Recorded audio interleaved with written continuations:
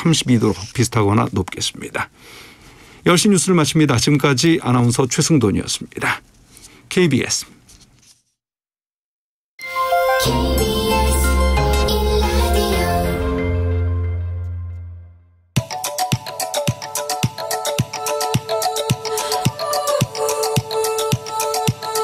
김성환의 시사야.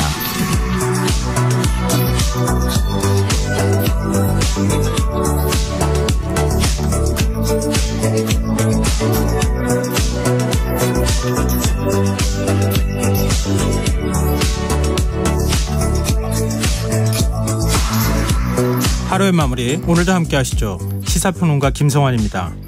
코로나19 사태 이후 쓰레기 발생량이 크게 늘었다는 얘기 아마 들어보셨을 텐데요. 벨기에 출신 방송인 줄리안 씨가 쓰레기를 최소화하는 운동에 앞장서고 있다고 합니다.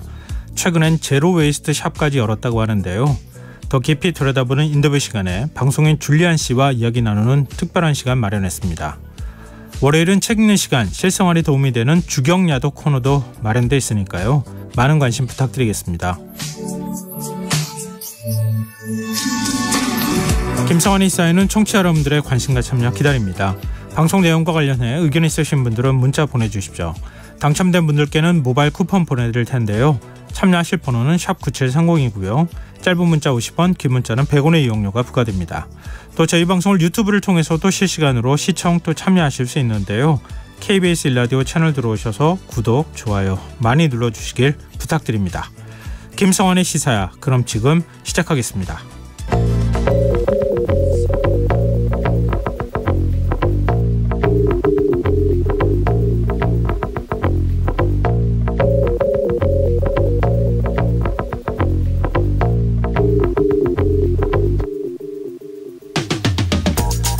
일본 후쿠시마 원전 오염수 방류가 임박한 것으로 알려지면서 국민적 불안감이 커진 상황이죠. 정부는 불안 여론을 잠재우기 위해 소통 강화에 나서고 있는데요. 문제는 방법이 아닐까 싶습니다. 외교부 산하기관인 국립외교원은 오늘 후쿠시마 오염수에 대한 토론회를 열었습니다. 소문과 괴담, 정치적 논리를 배제하고 과학적인 분석을 통해 오염수를 검증하겠다는 취지였는데요. 이 자리에서 또 오염수 음용에 대한 언급이 나왔습니다. 백원필 한국원자력학회장은 다핵종 설비, 즉 알프스로 고른 오염수는 마셔도 된다고 이야기했는데요. 오염수를 10리터 정도 마시는 것이 엑스레이 사진 한 번 찍는 수준이라는 말을 덧붙이기도 했습니다. 오염수를 알프스로 정화해도 삼중수소는 걸러지지 않는다고 알려져 있고 일본 정부마저도 오염수를 마시거나 생활용수로 사용하는 건 적합하지 않다는 입장을 밝히고 있다는 점에서 논란이 있어 보이는데요. 이런 상황 어떻게 봐야 할까요? 정부는 연일 과학적 검증을 강조하고 있지만 결국 논쟁은 오염수를 마실 수 있느냐 없느냐로만 흐르고 있는데요. 이런 식의 공방으로 정말 국민 불안을 해소할 수 있을까요? 정치권은 오염수 방류 문제를 두고 먹방과 단식이라는 서로 다른 카드를 꺼내들었습니다. 국민의힘은 괴담을 잠재우겠다며 우리 수산물 먹기 운동에 나섰고 민주당과 정의당 소속 의원들은 오염수 방류를 저지하기 위한 단식 농성에 들어갔는데요. 국민 불안감 앞에 검증은 없고 정치적 구호만 있는 현실, 그저 답답할 따름입니다.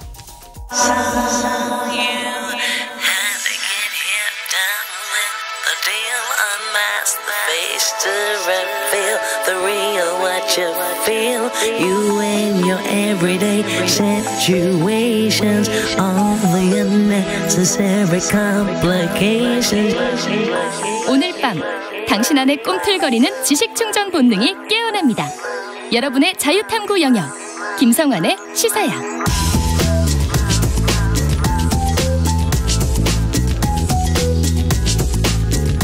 오늘 어쨌던 뉴스 꼼꼼히 정리해드리는 뉴스의 시간입니다. 김민하 시사평론가 나와 계십니다. 안녕하세요. 안녕하세요. 네, 본격적으로 장마철이 시작되면서 일부 지역에 비가 많이 좀 내리고 있는 상황인데요. 기상특보 먼저 전해드리고 뉴스 준비된 거 전해드리도록 하겠습니다. 오늘 밤 10시를 기해서 전북 장수 지역에 호우경보가 발효됐습니다. 호우경보가 장수 지역에 발효됐습니다. TV, 라디오, 스마트폰 등을 통해서 내가 있는 지역의 기상 상황을 계속해서 좀 살펴보시고요. 주변에 있는 사람들에게 기상특보 발효된 사실을 알려주셨으면 좋겠습니다. 차량은 또 속도를 줄여서 운행하고 물에 잠긴 도로, 지하차도, 교량 등으로 통행하지 않도록 조심하셨으면 좋겠고요. 주변에 있는 분들한테 이 사실을 좀 알려주시면 피해를 최소화하는 데 도움이 될 것 같습니다. 전북 장수 지역에 호우경보가 발효됐다는 기상특보 전해드립니다. 자, 그러면은 우리는 이제 본격적으로 준비된 소식 얘기 좀 해볼까요? 정부가 오늘 사교육비 경감 대책을 발표했습니다. 어떤 내용을 발표했습니까? 이조 부총리 겸 교육부 장관이 직접 발표를 했는데요. 이렇게 얘기를 했습니다. 취지에 대해서 전문가와 공급자인 출제당국 입장에서 학생 학부모의 눈높이에 맞추지 못하고 킬러 문항이 출제되도록 해서 깊은 반성의 말씀드린다 이렇게 얘기를 했고요. 조금이라도 더 일찍 발표해서 정부의 강력한 의지를 표명했어야 하는데 그렇지 못했던 점에 대해서도 깊이 반성한다 이렇게 강조를 했습니다. 네. 특히 전 정권 얘기를 했는데 문재인 정부 5년간 사교육 문제가 사실상 방치됐다라면서 뭐 이걸 바로잡는 거다 이렇게 얘기를 하기도 했는데요. 일단 교육부는 먼저 공교육 중심의 공정수능을 단계적으로 실현하겠다 이렇게 주장을 했습니다. 그래서 공교육에서 성실하게 학습한 학생들이 수능에서 공정하게 평가를 받을 수 있도록 변별력은 갖추는데 공교육 과정에서 다루지 않는 내용의 킬러 문항은 핀셋 제거를 하겠다. 이게 기본 방침이다라는 거고요. 네. 그래서 이 적정 난도와 변별력을 갖춘 문제가 출제될 수 있도록 교사를 중심으로 해서 공정수능 평가 자문위를 운영하겠다. 그리고 독립성이 보장되는 공정수능 출제 점검위를 신설해서 수능 출제 단계에서부터 킬러 문항을 걸러내겠다 이렇게 얘기를 했습니다. 그리고 이제 일부에서 이제 보도가 나온 바 있는 입시학원이 수능 출제 경험이 있는 교사 또는 교수에게 모의고사 문항을 만들게 하거나 사는 것을 막기 위해서 네. 출제위원이 일정 기간 수능 관련 강의, 자문 등의 영리 행위를 하는 것을 금지하겠다라고도 얘기를 했는데요. 이외에도 뭐 유초등 단계에서의 사교육비 경감이라든지 이런 것들을 모색하는 대책 등도 포함이 됐습니다. 근데 그 성출제를 한 위원이 이건 나중에 문제를 일반 학원에다가 유출해 가지고 다 뭐 문제집으로 판매하고 그러는 겁니까? 문제를 유출한다기보다도 내가 이런 이력이 있다. 네. 그러니까 수능 출제 이력이 있다라는 타이틀을 가지고 그러한 모의고사를 준비하기 위해서 학원에서 만드는 나름대로의 그 문제의 어떤 리스트들이 있을 거 아닙니까? 네. 학원에서 만든 리스트들. 네. 그러한 문제를 만드는 데 조력하거나 자기가 이러한 경향이다라는 걸 제작해서 팔거나 뭐 이랬다는 거죠 지금. 네. 근데 언론에 보도된 이제 내용을 보면은 사실 지금도 수능 출제위원이나 이런 걸 했을 때 그 경력을 가지고 다른 데서 내가 이런 거 했습니다라고 얘기하는 거는 금지되어 있습니다 사실상. 네. 그런데 그것이 만들어지기 이전에 그런 조항이 만들어지기 이전인 2016년 이전에 이제 이런 출제위원을 했다거나 이런 사람들이 그 학원에 가가지고 이제 그런 이류의 행위를 했다는 보도가 일부 나온 거거든요. 네. 그래서 이게 실질적으로 어떤 효력이 있을 것인가, 얼마나 실질적으로 실효성이 있을 것이냐는 앞으로 이것을 뭐 지켜볼 필요는 있을 것 같습니다. 이게 공정이라는 이름으로 이렇게 얘기하는 게 이게 맞는 건가 이런 생각도 들고 한편으로는 뭐 이게 공정이라고 하면 수평적인 평등도 얘기하는 거 아닙니까? 뭐 예를 들면 검사의 정관여유도 지금 문제가 되는 거 아닌가 그런 생각도 들고요. 그리고 정부 기관에 있다가 곧바로 대형 로펌에 가는 것도 문제 있고 그런 거 아닙니까? 일부에서 이제 그런 반론도 있죠. 그래서 지금 말씀하신 것처럼 이권 카르텔이라고 하는데 네. 사교육계와 뭐 교육부 또는 이제 수능 출제위원들 간의 이권 카르텔이라고 하는데 말씀하신 대로 전관예우가 훨씬 더 심각한 거 아니냐 이런 비판도 있지만 뭐 만약에 그런 게 있다면 다 문제 아니겠습니까? 그래서 뭐라도 어쨌든 고쳐봐야 될 필요는 있을 것 같은데 다만 이 문제의 핵심은 그러한 행위들이 지금 이 수능을 둘러싼 여러 논란들, 그러니까 사교육을 부풀리게 한다, 이것이 공정하지 않다라는 이런 문제의 핵심에 해당하는 그런 얘기냐. 네. 그러한 수능 출제위원들의 행위를 바로 잡으면 지금 사교육 문제가 해결되고 수능을 둘러싼 논란이 없어지는 거냐. 제가 볼 땐 이것이 핵심이 아닐까 생각이 됩니다. 네. 어떻게 막을 것인가 이 부분에 대한 대책도 있어야 되지 않을까 싶고요. 뭐 무엇보다도 지금 사교육이 이렇게까지 늘어나는 데에는 킬러 문항 때문이다 이런 인식을 갖고 있지 않았습니까? 정부가. 킬러 문항이 어떤 거라고 오늘 공개한다고 하지 않았어요? 그렇죠. 네, 공개를 했습니다. 그래서. 네. 최근 3년간 수능시험과 올해 6월 한국교육과정평가원 모의평가에서 출제된 문항 가운데 총 22개 킬러 문항을 가려내서 공개를 했는데 이 공개한 기준이 있을 거 아니겠습니까? 네. 여기에 대해서는 뭐 고차원적인 접근 방식을 필요로 한다. 추상적인 개념이 과도하게 사용되어 있다. 또 이 고등학생 공교육 수준에서는 과도할 수 있는 추론을 필요로 한다 등의 이유를 들어서 이것이 킬러 문항이다라고 지적을 하고 있습니다.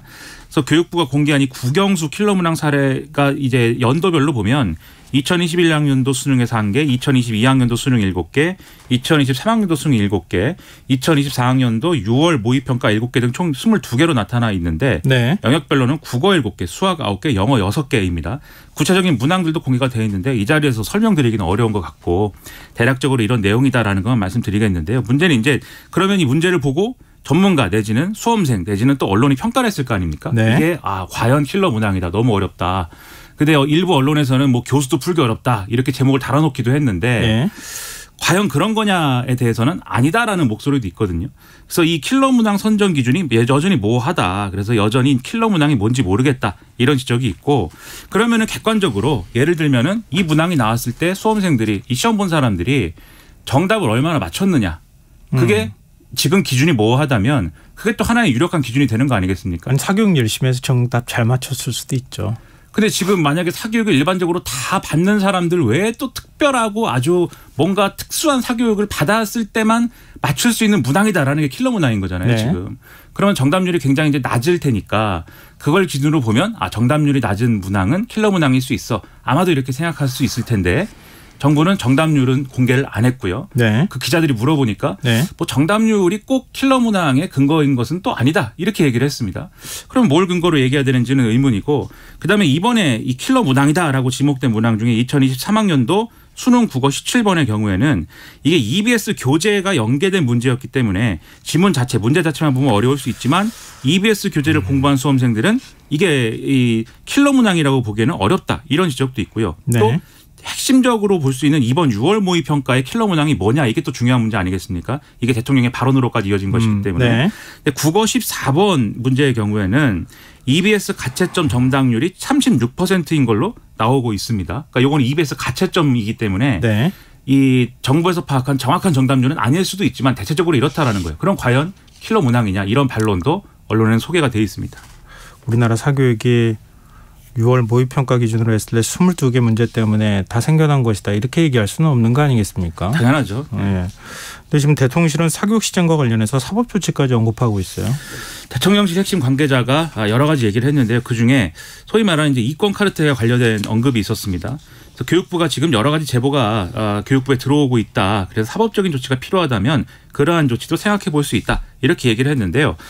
이 언론 보도를 보면은 교육부의 신고센터를 개설한 지난 22일 오후 2시부터 24일 오후 9시까지 총 40건의 신고가 접수됐다라는 점이 확인이 됐다라는 겁니다. 네. 신고 유형별로 보면은 이것은 카르텔이다라고 하는 게 10건, 부조리가 34건, 여러 사안을 지적한 신고가 한 건으로 간주를 했을 때는 이제 40건이다 이런 얘기인 건데 카르텔이다라고 한 신고의 경우에는 사교육 업체와 수능 출제 체제 간 유착 의심이 6건이었고요. 끼워 팔기식 교재 등 구매 강요가 4건이었습니다. 그리고 뭐 교습비 등 초과 징수, 허위 과장 광고 등은 부조리 신고로 분류가 돼서 각 4건씩 접수가 됐고 기타 26건은 교습 시간 위반 또 신고에 해당하지 않은 의견 제출 이런 것들도 있어서 뭐 많은 숫자의 신고인가는 아직 좀 의문이 남아있는 것 같습니다. 네. 정치권 반응도 좀 살펴볼까요?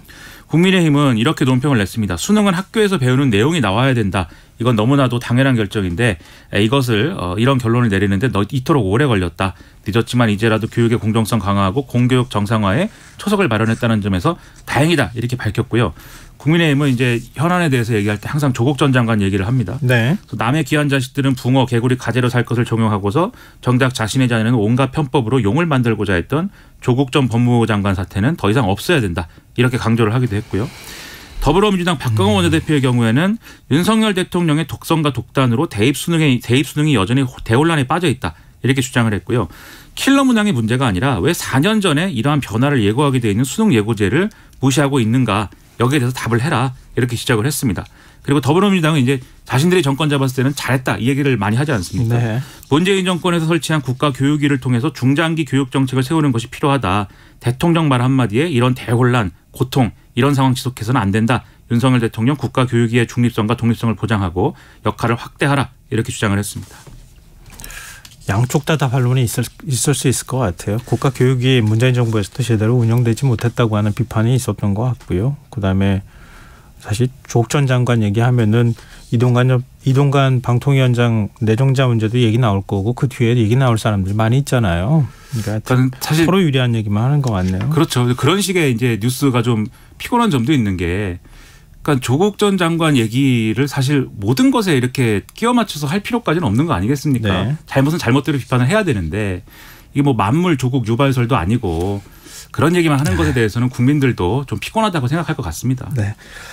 또 뜨거운 쟁점이죠. 일본의 후쿠시마 원전 오염수 방류 지금 초읽기에 들어갔다 이런 이제 관측이 나오고 있는 상황인데 야권 정치인들이 잇따라 오염수 방류에 반발해서 단식 농성에 들어갔어요. 그렇습니다. 더불어민주당 윤재갑 의원이 20일 일본의 오염수 방류 계획에 반대하는 삭발을 단행하고 단식 농성에 돌입을 했는데요. 우원식 의원도 국회에서 기자회견 열고 윤석열 대통령의 잘못된 의사결정이 재검토가 되고 또 후쿠시마 원전 오염수 방류 저지를 위한 실질적 방안이 마련될 때까지 또 일본이 방류를 중단할 때까지 무기한 단식 농성에 돌입하겠다 이렇게 주장을 했습니다. 정의당 이정미 대표도 이 일본 대사관 앞에서 기자회견을 열고 단식 농성장을 마련해서 무기한 단식 농성을 진행을 하기로 했는데요. 말씀하셨듯이 해저터널 공사는 이 일본에서 완료가 됐고 그리고 일본 원자력 규제위원회가 이 최종 검사를 28일 시작할 방침이라고 하는 겁니다. 네. 이게 끝나면 방류 설비 준비 절차는 사실상 마무리되는 것이고 IAEA가 조만간 보고서를 공개할 것인데 여기에 특별한 문제가 지적이 되지 않으면 여름에 오염수 방류는 시작이 된다. 다들 이렇게 전망을 하고 있습니다. 민주당 의원들이 지금 오염수 방류와 관련한 이해 당사국들에게 뭐 협조 서한을 발송했습니까? 그러니까 최근에 더불어민주당이 말씀하신 오염수 방류 관련 이해 당사국이라고 할 수 있는 태평양 도서국들 있지 않습니까? 예. 최근에 피지의 장관이 뭐 이 비판을 크게 해서 논란이 뭐 되기도 했는데 이런 국가들에게 이 더불어민주당 소속 의원들 이름으로 이 후쿠시마 오염수 배출 대응을 위한 협조 서한을 발송을 했다. 이게 좀 논란이 되고 있다라는 소식입니다. 그래서 외교부의 경우에는 어제 공지를 통해서 더불어민주당의 이러한 서한 전달은 국제사회의 공동 노력은 물론 우리 자체의 안전성 평가 노력을 아무런 과학적 근거도 제시하는 채 도외시하는 것이다라면서 유감을 표명했는데요. 네. 박진 외교부 장관도 오늘 추가적인 이 반발을 했습니다. 정부에 대한 비판은 얼마든지 할 수 있지만 그 방식을 국내에서 하는 것과 외국에서 하는 건 다르다 이런 얘기였고요. 국민의힘은 논평을 통해서 국제적 망신을 자초하면 물론 선동을 나라 밖까지 끌고 가서 괴담 정치를 전 세계에 선전하고 있다. 이렇게 민주당을 비판했습니다. 여기에 대해서 박광원 민주당 원내대표는 국회나 정당은 국민의 생명과 안전에 관해서 국제적 연대를 추구해서는 안 된다는 것인지 아니면 정부를 지지하거나 찬양하는 일만 하라는 것인지 알 수 없다라면서 이 서한 발송은 정당한 의회의 활동이다라고 반박을 했습니다. 국민의힘 지도부는 경북 성주를 찾았다고요? 그렇습니다. 김기현 대표가 경북 성주를 찾아서 이 사드 기지에서 발생하는 전자파에 문제가 없다라는 취지의 환경 영향 평가 승인 관련 브리핑을 들었고요. 성주 참외를 시식을 하면서 안전성을 강조를 했습니다. 그러면서 더불어민주당 비판을 했는데요. 이렇게 얘기를 했습니다. 2008년 미국 쇠고기를 갖고 괴담을 퍼뜨리더니 2017년에는 참외를 괴담 소재로 삼았고 올해는 청정 수산물을 괴담 소재로 삼고 있다. 그러니까 민주당은 과거에 2008년 미국 소고기 그 논란서부터 지금 후쿠시마 오염수 배출 문제까지 네. 괴담으로만 일관하고 있다. 이제 이것을 이제 주장을 한 것이죠. 네. 여기에 더해서 김기현 대표 상당히 민감한 얘기를 또 했는데요. 문재인 정권 시기에 이 사드와 관련된 환경 영향 평가는 진행하는 신용만 하고 실제로는 저지하고 있었던 걸로 보인다. 그래서 누군가 압력을 넣지 않았으면 불가능한 일이다. 배후 몸통을 반드시 밝혀야 된다. 이렇게 주장을 했습니다. 네. 그래서 언론은 이게 또 감사원 감사라든가 검찰 수사라든가 이런 걸 예고하는 발언이 아니겠느냐 이렇게 또 해석을 하고 있습니다. 네. 근데 정부가 오염수 방류가 가장 현실적인 대안이란 취지의 입장을 밝혔습니까? 매일 지금 브리핑을 하고 있는데요. 네. 오늘은 이제 일부 언론이 이 질문을 했습니다. 오염수를 방류하지 말고 고체화를 한다든지 이런 대안도 있지 않느냐 이런 취지예요. 최근에 이제 일본의 중의원 중에 한 명이 그러한 주장을 하고 있다라고 한겨레 등의 인터뷰에서 얘기를 했거든요. 모래와 섞어서 고체화한 다음에 알프스 처리수를 그것을 지상에 적치해가지고 두다가 안전이 확인을 되면 방파제나 이런 걸로 활용을 하자 이 얘기입니다. 근데 그것과 관련된 질문을 했더니 네. 정부는 이렇게 답을 했습니다. 그 내용은 이미 2010년대 중후반에 4년 넘게 논란이 됐던 사안이다. 그런데 현재 방류 방식이 과학적 선례, 안전성 등을 종합적으로 고려했을 때 가장 현실적인 대안이라고 판단이 돼서 확정을 한 거다. 이렇게 얘기를 했고요. 방류 결정 자체를 되돌려서 IAEA 등의 다른 방식을 제안하는 것은 신의 성실 원칙상 맞지 않는 태도다라면서 다시 7, 8년 전으로 돌아가서 그 논의를 꺼내기 시작하면 한도 끝도 없을 것이다. 이렇게 주장을 했습니다. 일본 내부에서도 논란이 있는 거 아닙니까 이거? 우리 정부가 지금 방류가 현실적이라고 얘기하는 게 이게 맞는 건가요?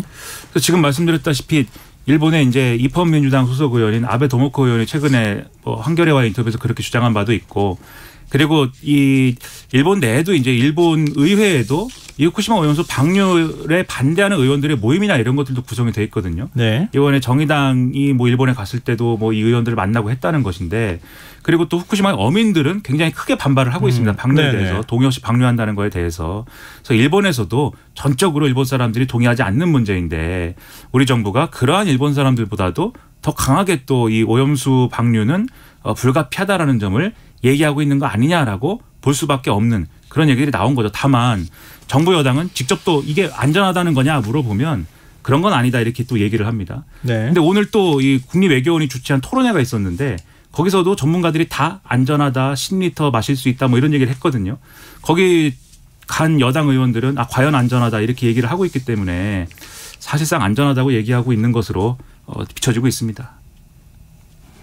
일본 어민들도 반발하고 그걸 또 희석시켜가지고 굳이 바다 바깥으로 보내려고 터널까지 뚫었던 일본 정부가 있는데 10리터 마셔도 된다고 원자력 학회장이 얘기하면 이게 뭐가 과학적인 건지 도대체 알 수가 없네요. 저는 확실히 말씀드릴 수 있는 거는 마실 수 있다 이렇게 얘기하는 건 과학이 아닙니다. 알겠습니다. 자, 전현희 국민권익위원장이 내일 3년 임기 마치고 퇴임할 예정인데 오늘 퇴임 소회를 받겠다고요? 그렇습니다. 오늘 기자간담회 진행을 했는데요.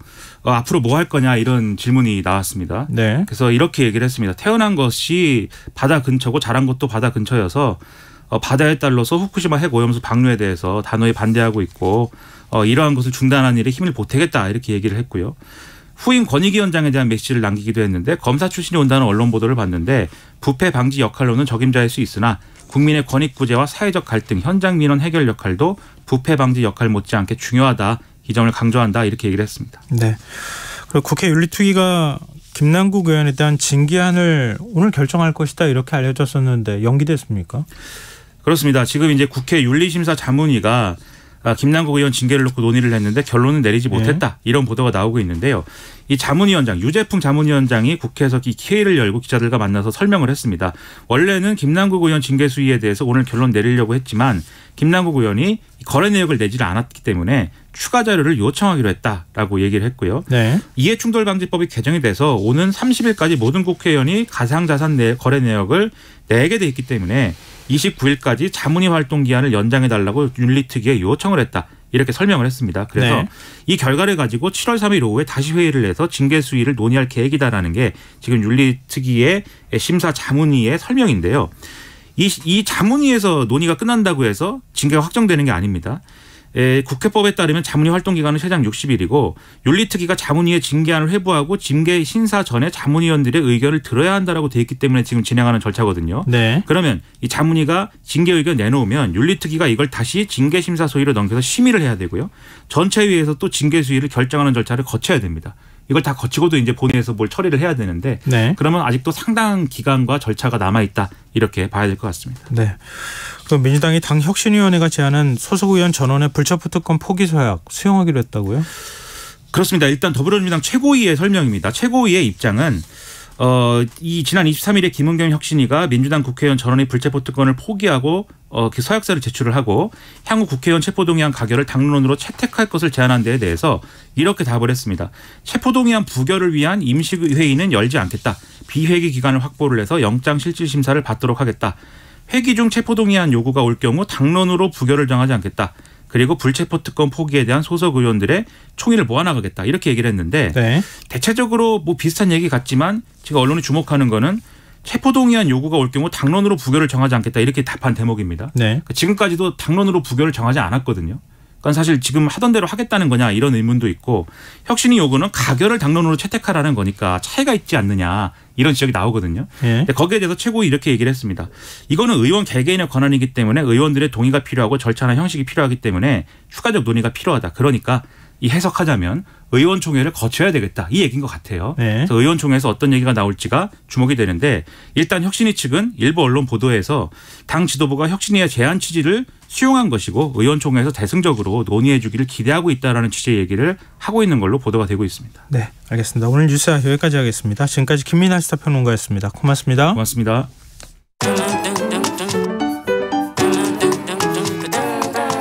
일일 시사권장량 채워가세요. 골고루 담았습니다. 당신만을 위한 하루 시사 김성환의 시사야.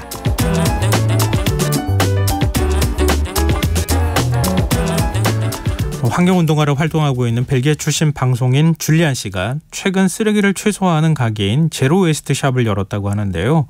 2016년 유럽연합 기후행동 친선 대사로도 활동했고 여러 봉사도 앞장서 하면서 기후변화와 환경보호에 꾸준히 목소리를 내오기도 했습니다. 요즘 어떤 활동을 하고 있는지, 환경에 또 관심을 갖게 된 계기는 뭐였는지 방송인 줄리안 씨 연결해서 얘기 나눠보도록 하겠습니다. 안녕하십니까? 네, 안녕하세요. 몽스와 벨기에에서 온 줄리안입니다. 반갑습니다. 네, 뭐 너무 유명하신 분이라서 정말 유명하셔서 많은 분들이 아실 것 같은데요. 네. 가게 이름 보니까요. 노노샵이에요. 노가 두 번이나 들어갔거든요. 뭐가 없다는 거예요? 네. 저희가 이제 좀 특별한 가게이긴 한데, 일단은 플라스틱 최소화하자고 하는 마음으로, 그래서 노 플라스틱. 그리고 저희는 또 이제, 비건 샵이거든요. 네. 그래서 이제, 동물 성분 들어가 있는 제품 판매 안 하고 있기 때문에, 그래서 노 플라스틱, 노 아니멀 이래가지고, 그래서 노노샵이라고 이름 정했습니다. 제로 웨이스트 샵 개념을 조금 생소하게 느끼시는 분들이 있을 것 같거든요. 그러니까 네. 제로 웨이스트 샵이라는 게 어떤 개념입니까? 네, 그 제로 웨이스트 아마도 딱 들어보면 제로 0이고 웨이스트는 쓰레기니까 예. 0 쓰레기 이렇게 이해하실 것 같은데 사실은 어떻게 살면서 완전 쓰레기가 없앨 수 있을까요? 그럴 수 없죠. 그런데 이제 저희가 삶에서 가끔씩 불필요한 쓰레기 되게 많이 나오는데 그래서 네. 제로 웨이스트 샵에서는 우리가 조금 더 그런 불필요한 쓰레기 줄일 수 있는 방안이라거나 이런 게 판매하는 곳이라고 생각하면 되는데요.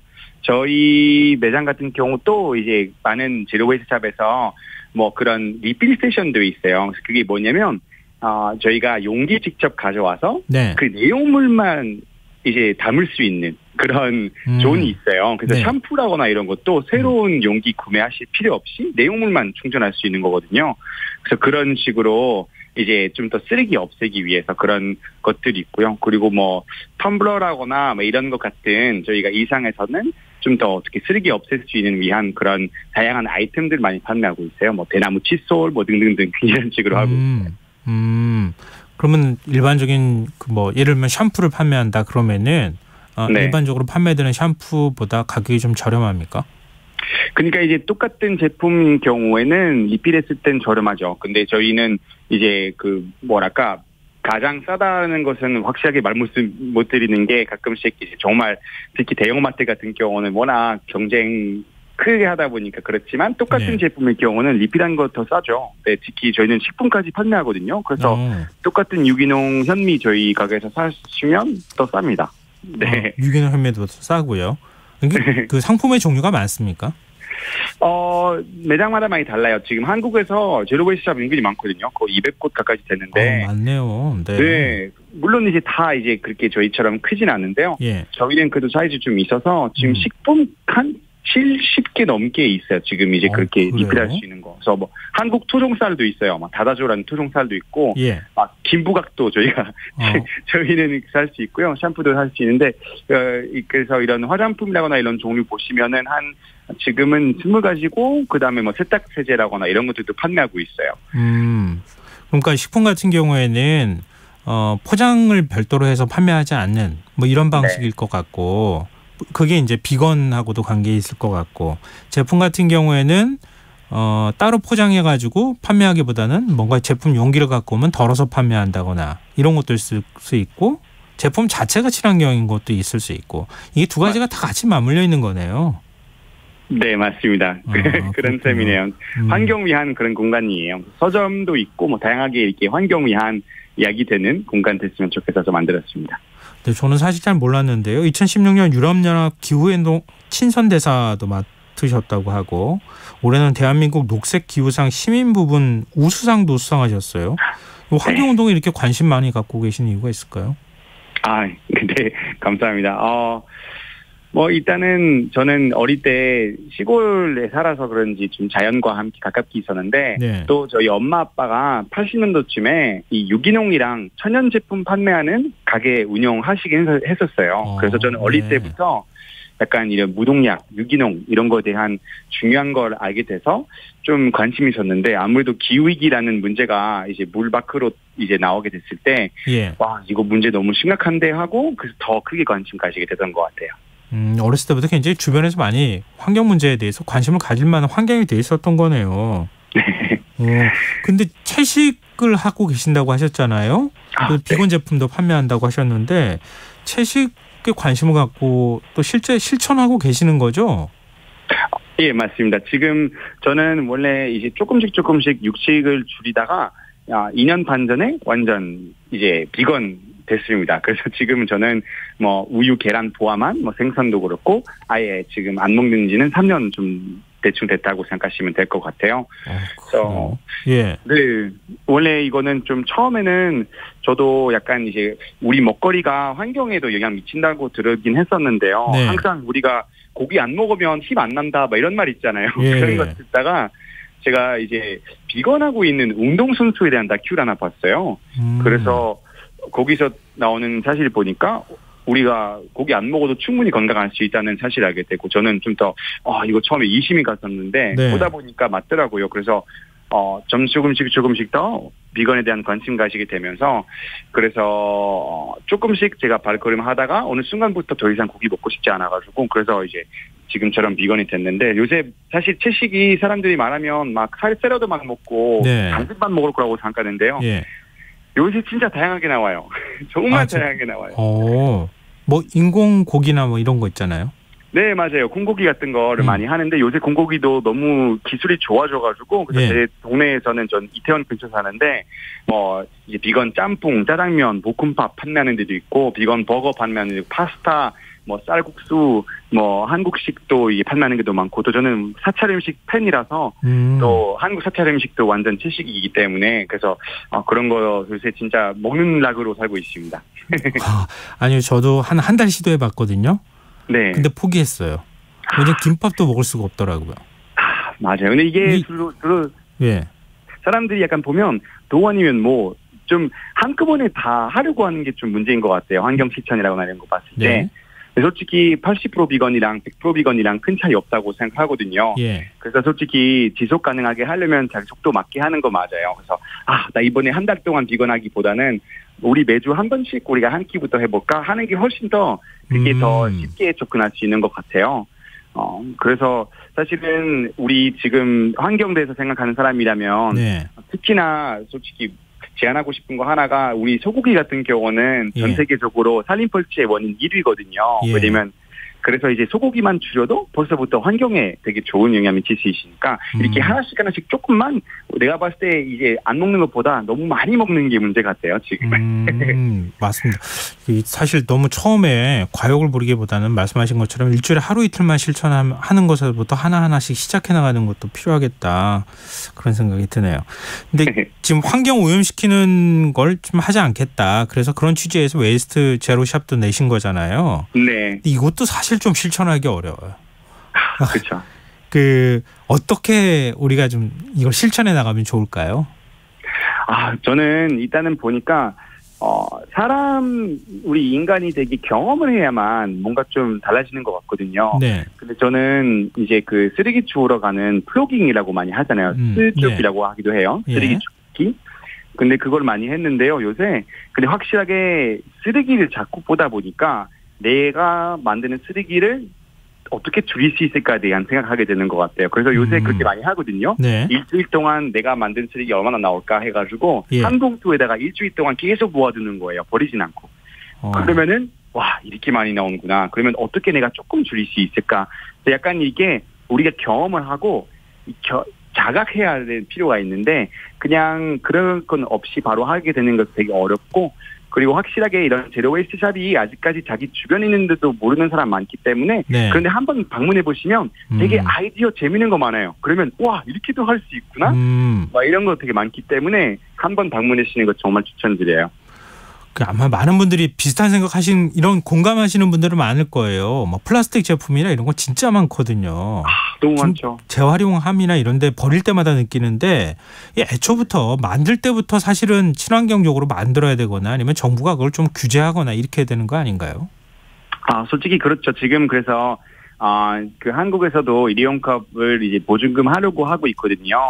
그래서 지금 아마도 약간 테스트 기간으로 지금 제주와 세종시에서만 하고 있는 걸로 알고 있는데 네. 지금 일회용컵 같은 경우는 문제가 뭐냐면 매년 33억 개 정도 버려지거든요. 그냥. 근데 예. 거기서 재활용률이 5% 가까이밖에 안 되고 있어요. 예. 왜냐면 다 약간 이제 다른 재질로 만들다 보니까. 그래서 확실하게 이런 거는 좀 정부 쪽에서 개입할 필요도 있다고 좀 생각해요. 사실은 기후위기라고 바라보면 우리가 자꾸 뭐가 좀 경제를만 먼저 생각하지만 사실은 기후위기라거나 이런 쓰레기 문제 경제적으로 벌써 우리한테 피해가 엄청 커요. 제가 네. 얼마 전에 데이터 봤는데 미국 같은 경우는 2022년도만 해서 그 기후위기로 생긴 자연재해 피해 액수가 있잖아요. 예. 200조 원 가까이 된다고 합니다. 음.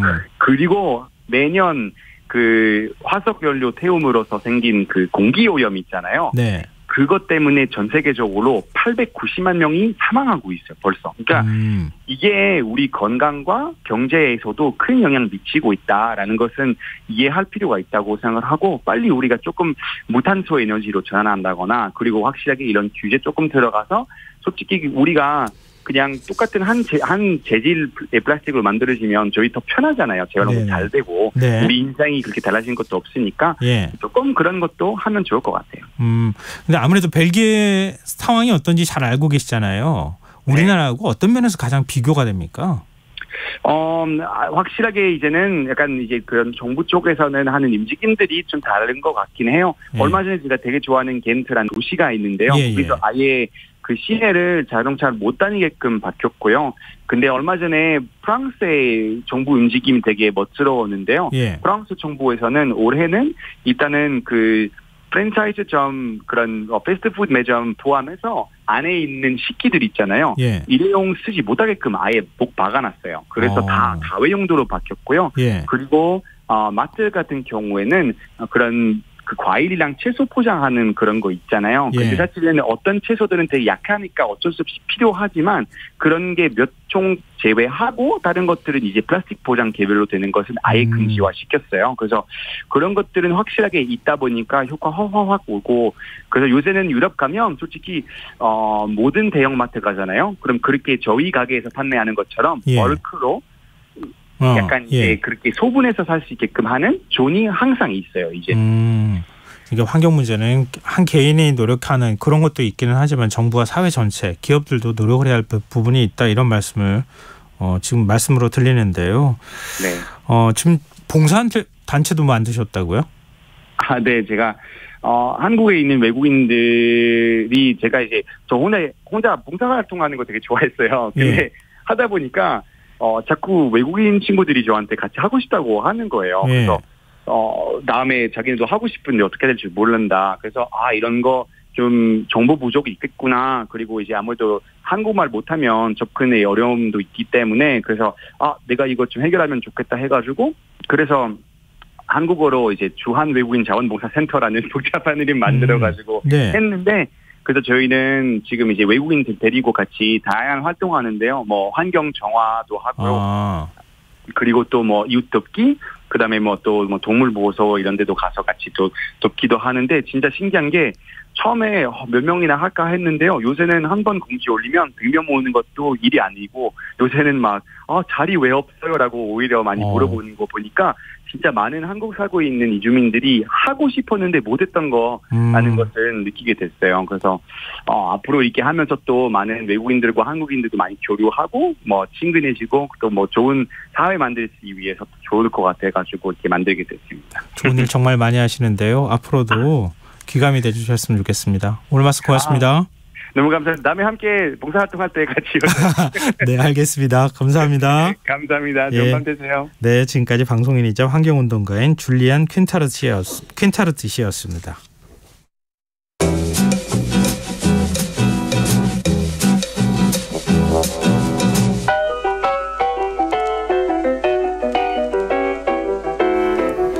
청취자 여러분들은 이상적인 국가라고 하면 어떤 이미지가 가장 먼저 떠오르십니까? 실용서부터 경제, 경영, 인문학까지 실생활에 도움이 되는 책 함께 읽어보는 시간입니다. 듣고만 있어도 똑똑해지는 지식충전소 주경야독 성신여자대학교 겸임교수이자 북튜버 이시안 작가와 함께합니다. 안녕하세요. 네, 안녕하세요. 오늘은 벽돌책 시간이에요. 그렇습니다. 왜 시작했는지 모르겠으나 계속하고 있습니다.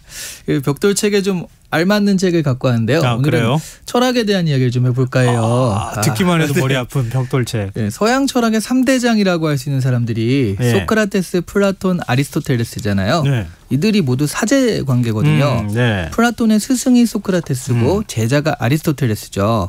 이 관계를 고구려 건국에 비유해서 설명하자면요. 네. 고구려를 건국한 주몽이 소크라테스고요. 예. 정복 전쟁을 벌여서 영토를 크게 확장한 광개토 대왕이 플라톤. 그리고 광개토 대왕이 확장한 영역을 잘 다스리고 관리에 안정화시킨 그 장수왕이 아리스토텔레스다. 이렇게 보시면 좀 비슷할 것 같아요. 아니 나 또 이렇게 비교하는 거 처음 들어봤어요. 근데 맞잖아요. 이게 딱 처음에 열고 아리스토텔레스가 그 정리하고 뭐 이런 것들인데. 네. 근데 이렇게 보자면 사실 이 3대장을 오늘날까지 있게 만든 장본인이 바로 플라톤입니다. 예. 광개토 대왕에 해당을 하잖아요. 바로 오늘 소개해드린 책이 플라톤의 저자학인데요. 학교 다닐 때 교과서에서 이 책의 이름을 많이 들어보셨을 거예요. 국가입니다. 갑자기 숨이 턱 막히는 느낌이 들었어요. 이거 과연 읽어도 이해가 될까 하는 것부터 덜컥 나는데요. 네. 일단 좀 정리를 해주세요. 네, 이게 한마디로 정리할 수 있어요. 한마디로 정리하면요. 이게 정의란 무엇인가 원조편입니다. 그렇게 설명하시니까 또 피부로 확 와닿네요. 네, 이 정의란 무엇인가가 원래 그 마이클 샌델 책이 있잖아요. 예. 이게 진짜 원조예요. 국가라는 책이 원래 정의란 무엇인가에 대한 답으로 쓰여진 책입니다. 정확하게는 1편에서요. 소피스트들에게서 제시된 정의란 강한 자의 이익이 되는 것이라는 아주 현실적인 정의가 있거든요. 여기에 대한 반론입니다. 당시의 소피스트들은 네. 우리가 이제 궤변론자라고 지금 알고 있잖아요. 네. 이 뭐 그 소피스트들이 통치자의 편에 서서 그들의 정당성을 논리적으로 증명해주면서 먹고 살고 했으니까 이 정의는 말하자면 통치자가 곧 정의다라고 말한 거예요. 그러니까 그 당시에는 그렇게 생각할 수 있겠죠. 네네. 네. 그래서 그 여기에 나는 이거에 대해서 반론이다라고 한 다음에 예. 이어지는 2편에서 10편까지 이야기가 바로 이런 소피스트들의 정의 개념이 왜 잘못되었으며 어떤 것이 정의로운 것이다라고 이제 플라톤이 이야기해 주는 것이죠. 근데 정의의 네. 개념을 얘기하는데 왜 책 제목은 예전엔 국가론이라고 제가 그 책 제목이 나왔던 것으로도 기억이 나는 그렇죠, 것 같은데 그렇죠. 네. 왜 국가라고 지은 거예요? 이게 약간 미스테리한 그거긴 한데요. 네. 근데 이 책의 내용은 그거예요. 국가의 체제를 하나의 사람으로 비유할 수 있다라고 보기 때문이죠. 그래서 사람이 어떤 게 정의롭다 이거보다는 오히려 국가가 어떤 게 정의롭다라고 얘기하는 게 더 쉽다. 그래서 정의로운 국가가 어떤 국가인지 생각해 보고요. 사람 역시 그 같은 국가의 성격을 가진 사람이 정의로운 것이다라고 고찰하기 위해서 국가에 대해서 먼저 생각해 보자라고 이야기하고 이 책을 하는 겁니다.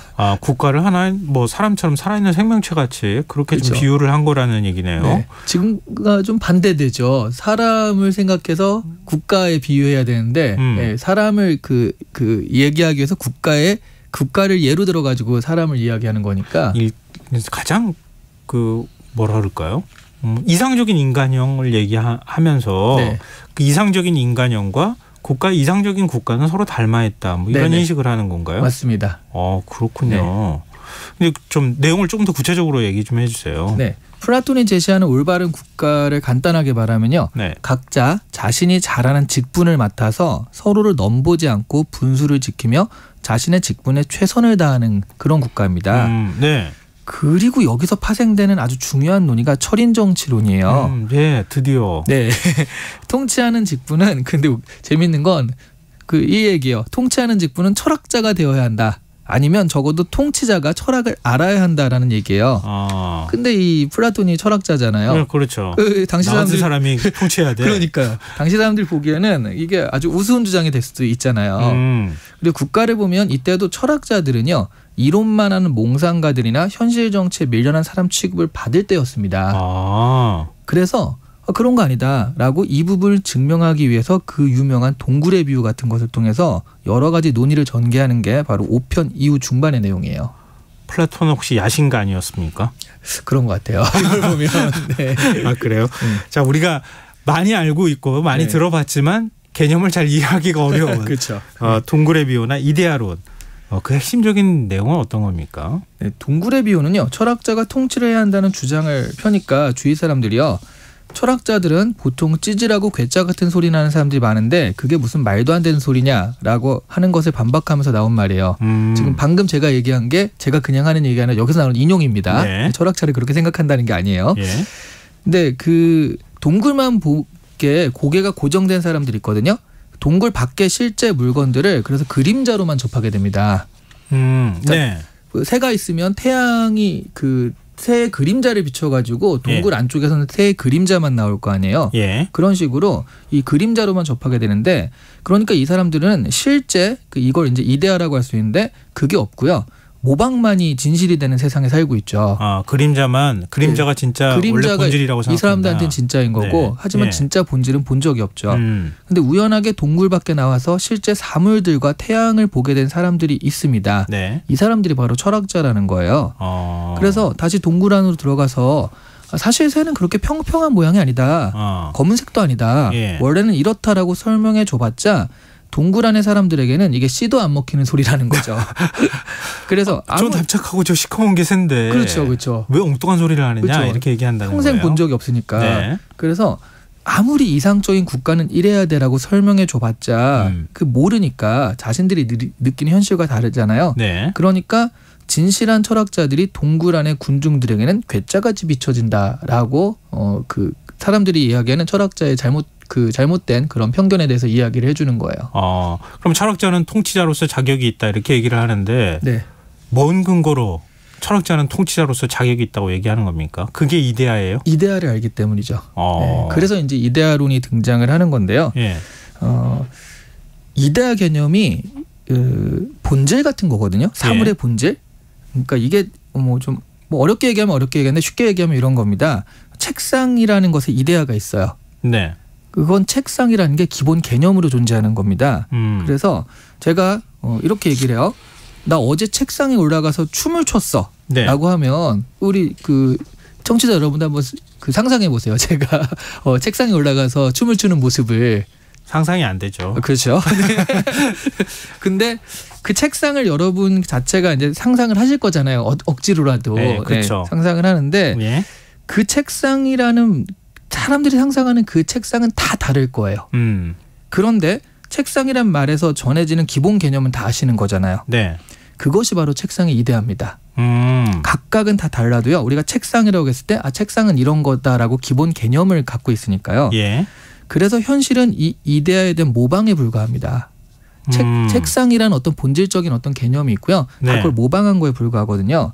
그래서 그걸 그린 그림이나 묘사한 글 같은 것은 모방한 걸 또 모방한 거거든요. 네. 책상 자체도 모방이지만 예. 이걸 책상에 그림을 그리면 모방의 모방이에요. 예. 그만큼 값어치가 떨어진다라고 하면서 그 열등한 것이라고 시와 예술에 대한 박한 평가라는 게 또 플라톤이거든요. 그래서 이 국가 이데아라는 것은 가장 이상적인 국가가 되니까요. 그래서 국가 이데아를 아는 그런 철학자, 그러니까 그 국가라는 것의 가장 본질적인 모습을 아는 건 철학자밖에 없다. 그러니까 이 철학자가 이 나라를 세우고 다스리는 것이 맞다. 뭐 이런 얘기가 철인 통치론의 주 내용이에요. 플라톤은 야심가이자 자기애까지 갖고 있는 사람이구나 이런 생각도 하게 되는데요. 그렇죠. 네. 플라톤이 말하는 이상적인 국가는 어떤 겁니까?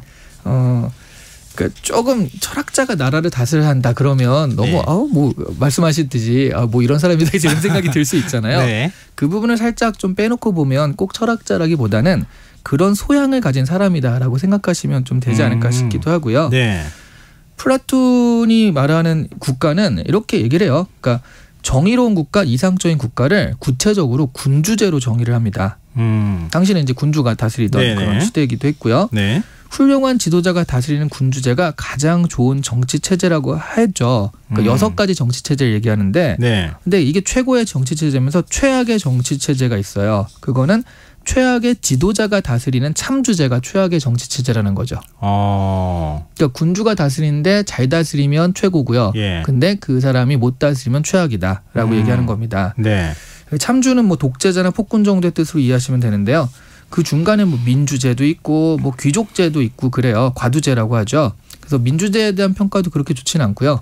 군주제가 제일 좋고 그다음에 귀족이나 대표들에 의해서 다스리는 과두제, 민주제, 참주제 같은 순서로 그 정리를 합니다. 그러니까 이 플라톤의 이야기를 정리하면요. 이상적인 국가는요. 철학적 소양이 있는 군주에 의해서 조화롭고 올바르게 개개인이 자신의 직분을 성실하게 수행하는 국가. 이런 정도가 이 사람한테는 아주 이상적인 국가다. 이렇게 얘기할 수가 있겠고요. 사람 역시 이렇게 조화가 잘 갖추어진 그런 인간이 정의로운 인간이다. 이런 얘기가 되겠죠. 중간에 기재문 조금 헷갈리긴 하는데 네. 마지막에 말씀한 거 들어보니까 아 그래 그렇지 이런 생각을 하게 되는데요. 네. 플라톤의 국가가 서양사에서 빠지지 않고 계속 언급되는 이유는 뭘까요? 사실 이 정치에 대한 이야기도 있지만 그보다 중요한 것이요. 이 네. 책이 신분제 사회의 정당성을 제공하고 있어요. 네. 기독교에 상당한 아이디어를 제공했기 때문에 서양에서도 아주 중요한 책이 된 건데요.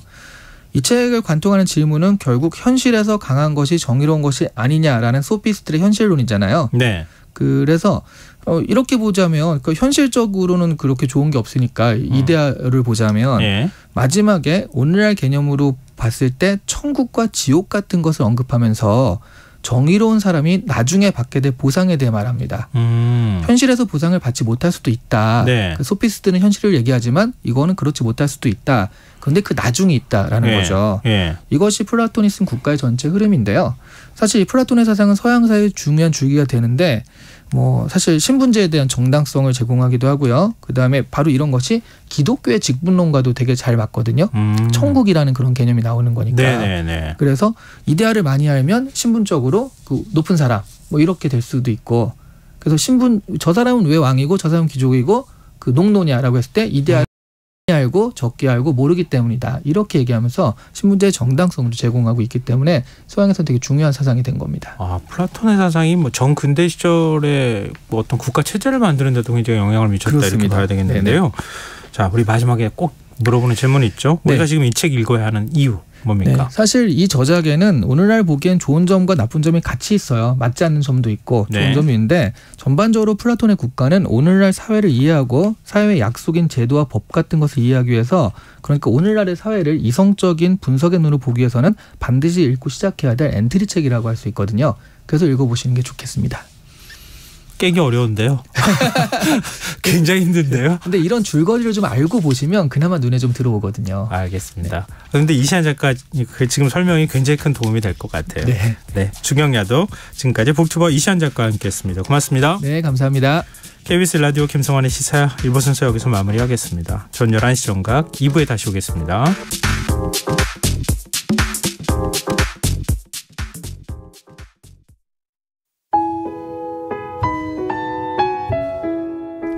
청취자 여러분, 위기가정을 찾아주세요. 어려운 경제 상황 속에서 긴급한 경제적 지원이 필요한데도 복지 사각지대에 놓여 있어 아무런 지원도 받지 못하고 극한 상황으로 내몰리고 있는 위기가정이 늘고 있습니다. KBS 강태원 복지재단에서는 사회안전망에서 벗어나 위기에 처해 있는 가정을 발굴해 긴급 지원하는 사업을 진행합니다. 여러분 주위에 스스로의 힘만으로는 도저히 일어설 수 없는 힘든 이웃이 혹시 있는지 찾아봐 주세요. 우리 사회의 건강한 구성원으로 신속히 복귀할 수 있도록 KBS 강태원 복지재단이 작은 힘을 보태겠습니다. 여러분의 제보 전화를 기다립니다. KBS 강태원 복지재단 제보 전화 1533-0900, 1533-0900입니다.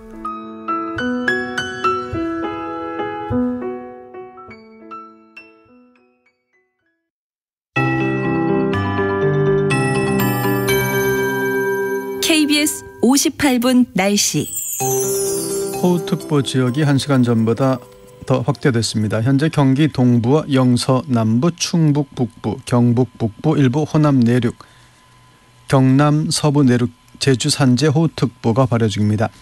중부지방은 내일 새벽까지, 남부지방과 제주도는 내일 오전까지 돌풍과 천둥 번개를 동반한 시간당 30에서 60mm의 매우 강한 비가 오는 것이 있겠습니다. 피해가 없도록 철저히 대비하시기 바랍니다. 내일도 전국적으로 비가 계속 내리겠고 중부지방과 경북은 내일 오후에 그치겠습니다. 내일까지 예상 강수량 제주도 50에서 150, 많은 곳은 200mm 이상, 그 밖에 전국은 30에서 100mm, 많은 곳은 120mm 이상, 강원 동해안은 10에서 50mm입니다. 오전까지 전국적으로 바람이 강하게 부는 곳이 많겠고 영동 지방은 내일부터 바람이 강하게 불겠습니다. 내일 아침 기온 서울 21도, 광주, 부산 23도가 예상입니다. 낮 기온은 대구 32도, 광주 30도, 대전, 세종, 울산 29도, 서울, 제주 28도, 인천, 부산 26도가 예상입니다. 미세먼지 농도는 전국적으로 좋음으로 예상됩니다. 서울지방 현재기온 23.7도, 오늘 강수량 30.3mm입니다. KBS 58분 날씨 전건배입니다.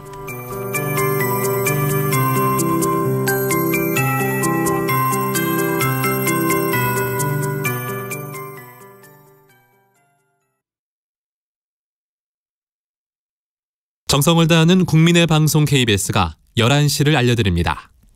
AM 711kHz, FM 97.3MHz, KBS 1라디오입니다. HLKA.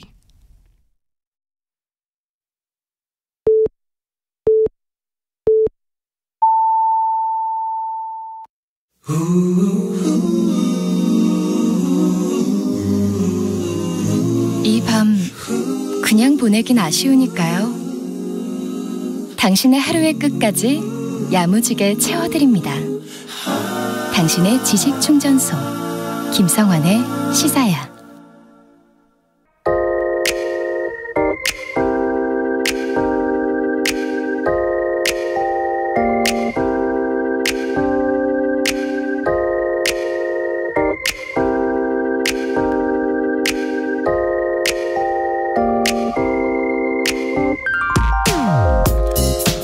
덥고 습기가 많아 꿉꿉하고 냄새나기 쉬운 장마철 어떻게 대비하시나요? 제습기나 제습 기능이 있는 에어컨이 흔한 요즘이야 뭐 전기요금 조금 더 낼 각오만 한다면 장마철에도 뽀송뽀송한 이불 덮고 자는 건 일도 아닌데요.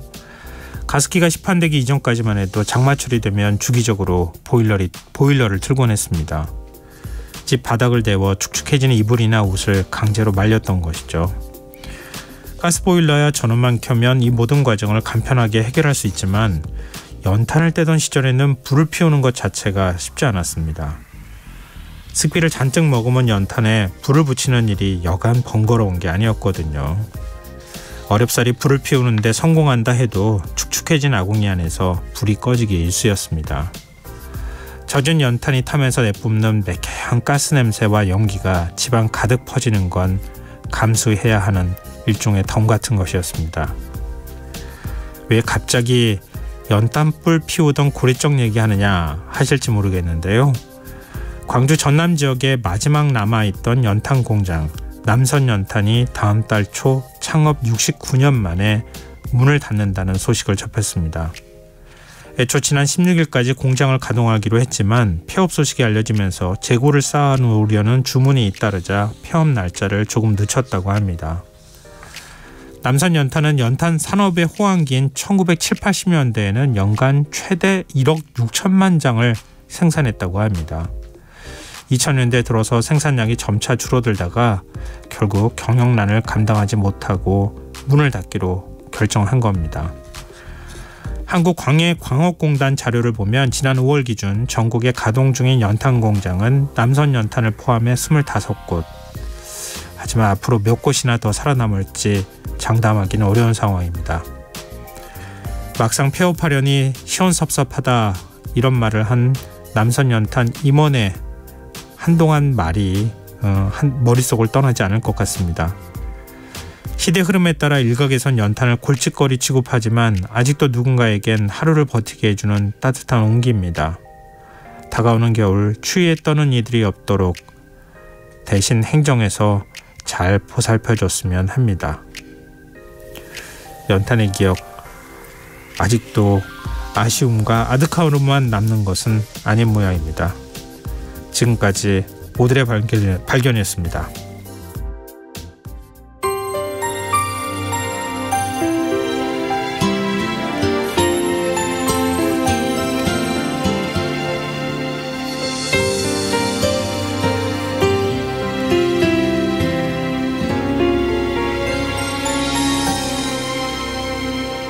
내가 갑자기 가슴이 아픈 건 그대 내 생각하고 계신 거죠. 흐리던 하늘이 비라도 기다리는 나 지나간 시간 거슬러 차라리 오세요. 내가 갑자기 눈물이 나는 건 그대 내 생각하고 계신 거죠. 한방눈 하얗게 온 세상 덮이는 날 멀지 않은 곳이라면 차라리 오세요. 이렇게 그대가 들리지 않을 말들을 그대가 들었으면 사랑이란 마음이 이렇게 남는 건지 기억이란 사랑보다 더 슬퍼 기억이란 사랑보다 더 슬퍼.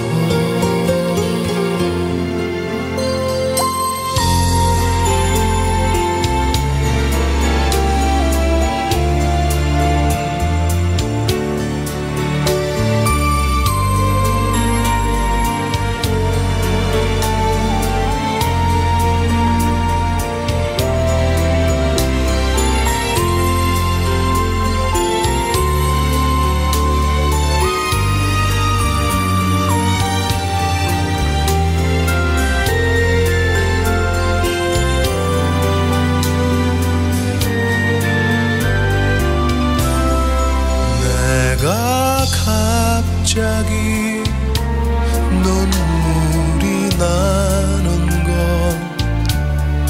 그대 내 생각하고 계신 거죠. 새하얀 눈꽃이 온 세상 날리는 날 멀지 않은 곳이라면 차라리 오세요.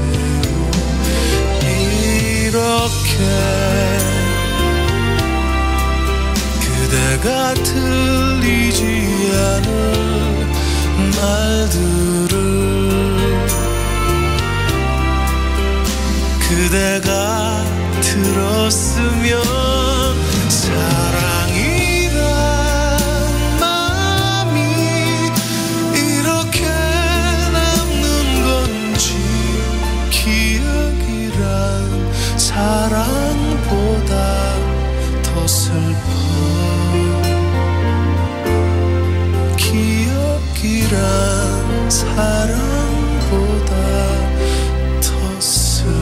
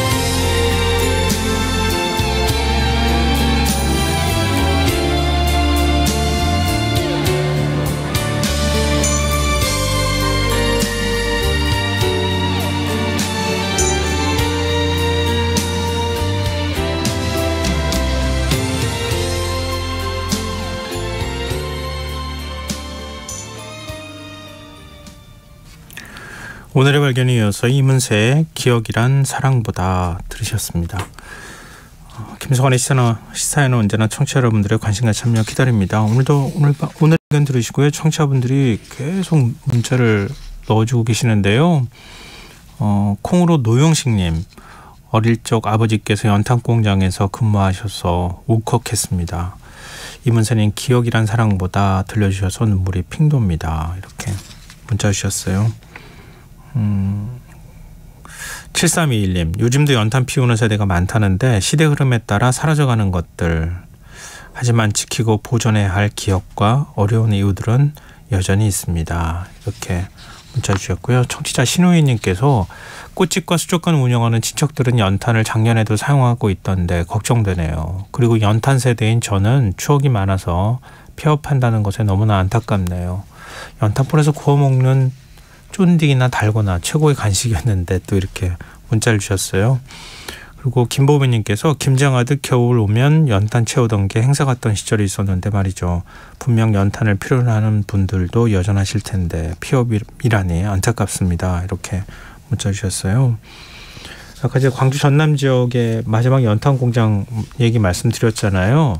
근데 이게 광주 전남 지역에 한 4,000세대 정도에서 연탄을 아직도 태우고 있다 그래요. 그러니까 겨울에 연료를 사용하고 있는 거죠. 근데 그런 데에서는 광주 전남 지역의 연탄 공장이 사라지니까요. 지금 한 800원, 장당 한 800원 정도 한다는데요. 한 200원 정도 더 비싸게 사야 된다 그래요. 왜냐하면 다른 지역에서도 갖고 와야 되잖아요. 연탄을. 좀 더 비싼 가격에 또 연탄을 사서 사용하셔야 될 테니까 아무래도 경제적 부담은 더 크시지 않을까 그런 생각이 듭니다. 앞으로 기후위기나 뭐 여러 가지 생각할 때 차츰 연탄이 사라질 것은 뭐 분명해 보이는데 그 틈을 어떻게 메워 나갈 거냐 이런 것에 대한 고민도 함께 하면서 사라지는 시대의 흐름에 대해서 우리가 불가피하게 받아들여야 되지 않을까 그런 생각이 듭니다. 네, 문자 주셔서 정말 고맙습니다. 김성환의 시사는 청취자 여러분들 문자 계속 기다리고 있으니까요. 많이 보내주십시오. 저희가 추첨해서 당첨된 분들께 모바일 쿠폰 선물로 드리겠습니다. 참여하실 문자 번호는 샵 9730이고요. 짧은 문자 50원, 긴 문자는 100원의 정보 이용료가 부과됩니다. 콩 게시판, KBS 라디오 유튜브 채널을 통해서도 무료로 참여하실 수 있습니다. KBS 라디오 김성환의 시사회와 함께하고 계신 지금 시각은 11시 11분입니다.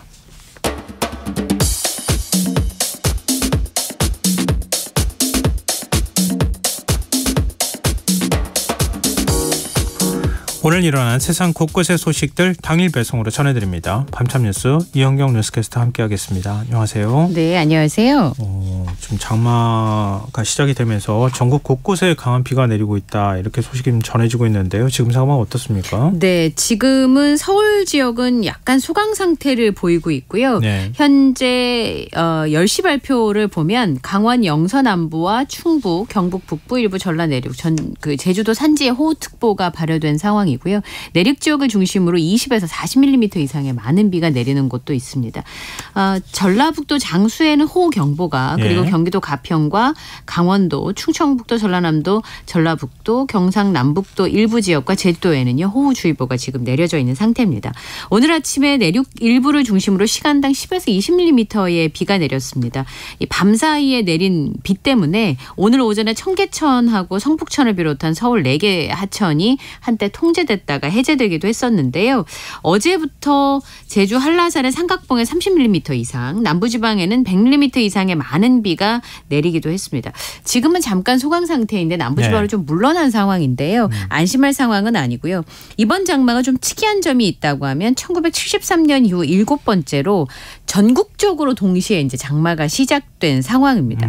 근데 비가 아까 제가 강남에 잠깐 갔었는데 비가 진짜 억수같이 갑자기 쏟아지더라고요. 네. 근데 이런 강하고 많은 비가 내리는 세 가지 조건이 맞물렸기 때문인데요. 장마 전선이 길게 이제 띠 형태로 나타나면서 저기압을 만나게 되니까 긴 구름대가 남북으로 길게. 그러니까 전국 곳곳에 많은 비가 내리면서 바람도 강하게 불면서 지형적인 영향이 쏟아지니까 비가 이렇게 바람에 몰아치니까 한꺼번에 폭포처럼 많이 내리는 그런 특성을 가지고 있습니다. 네. 그리고 기후변화 때문에 1970년대에서 90년대보다 거의 뭐 집중호우 빈도가 30mm 이상 시간당 내리는 비 정도가 20% 이상 증가를 했다고 해요. 그러니까 그런 기압 패턴들도 굉장히 많이 쏟아지고 있기 때문에 그 갑자기 게릴라성으로 내리는 호우가 네. 이번에도 많지 않을까 그렇게 예상을 하고 있습니다.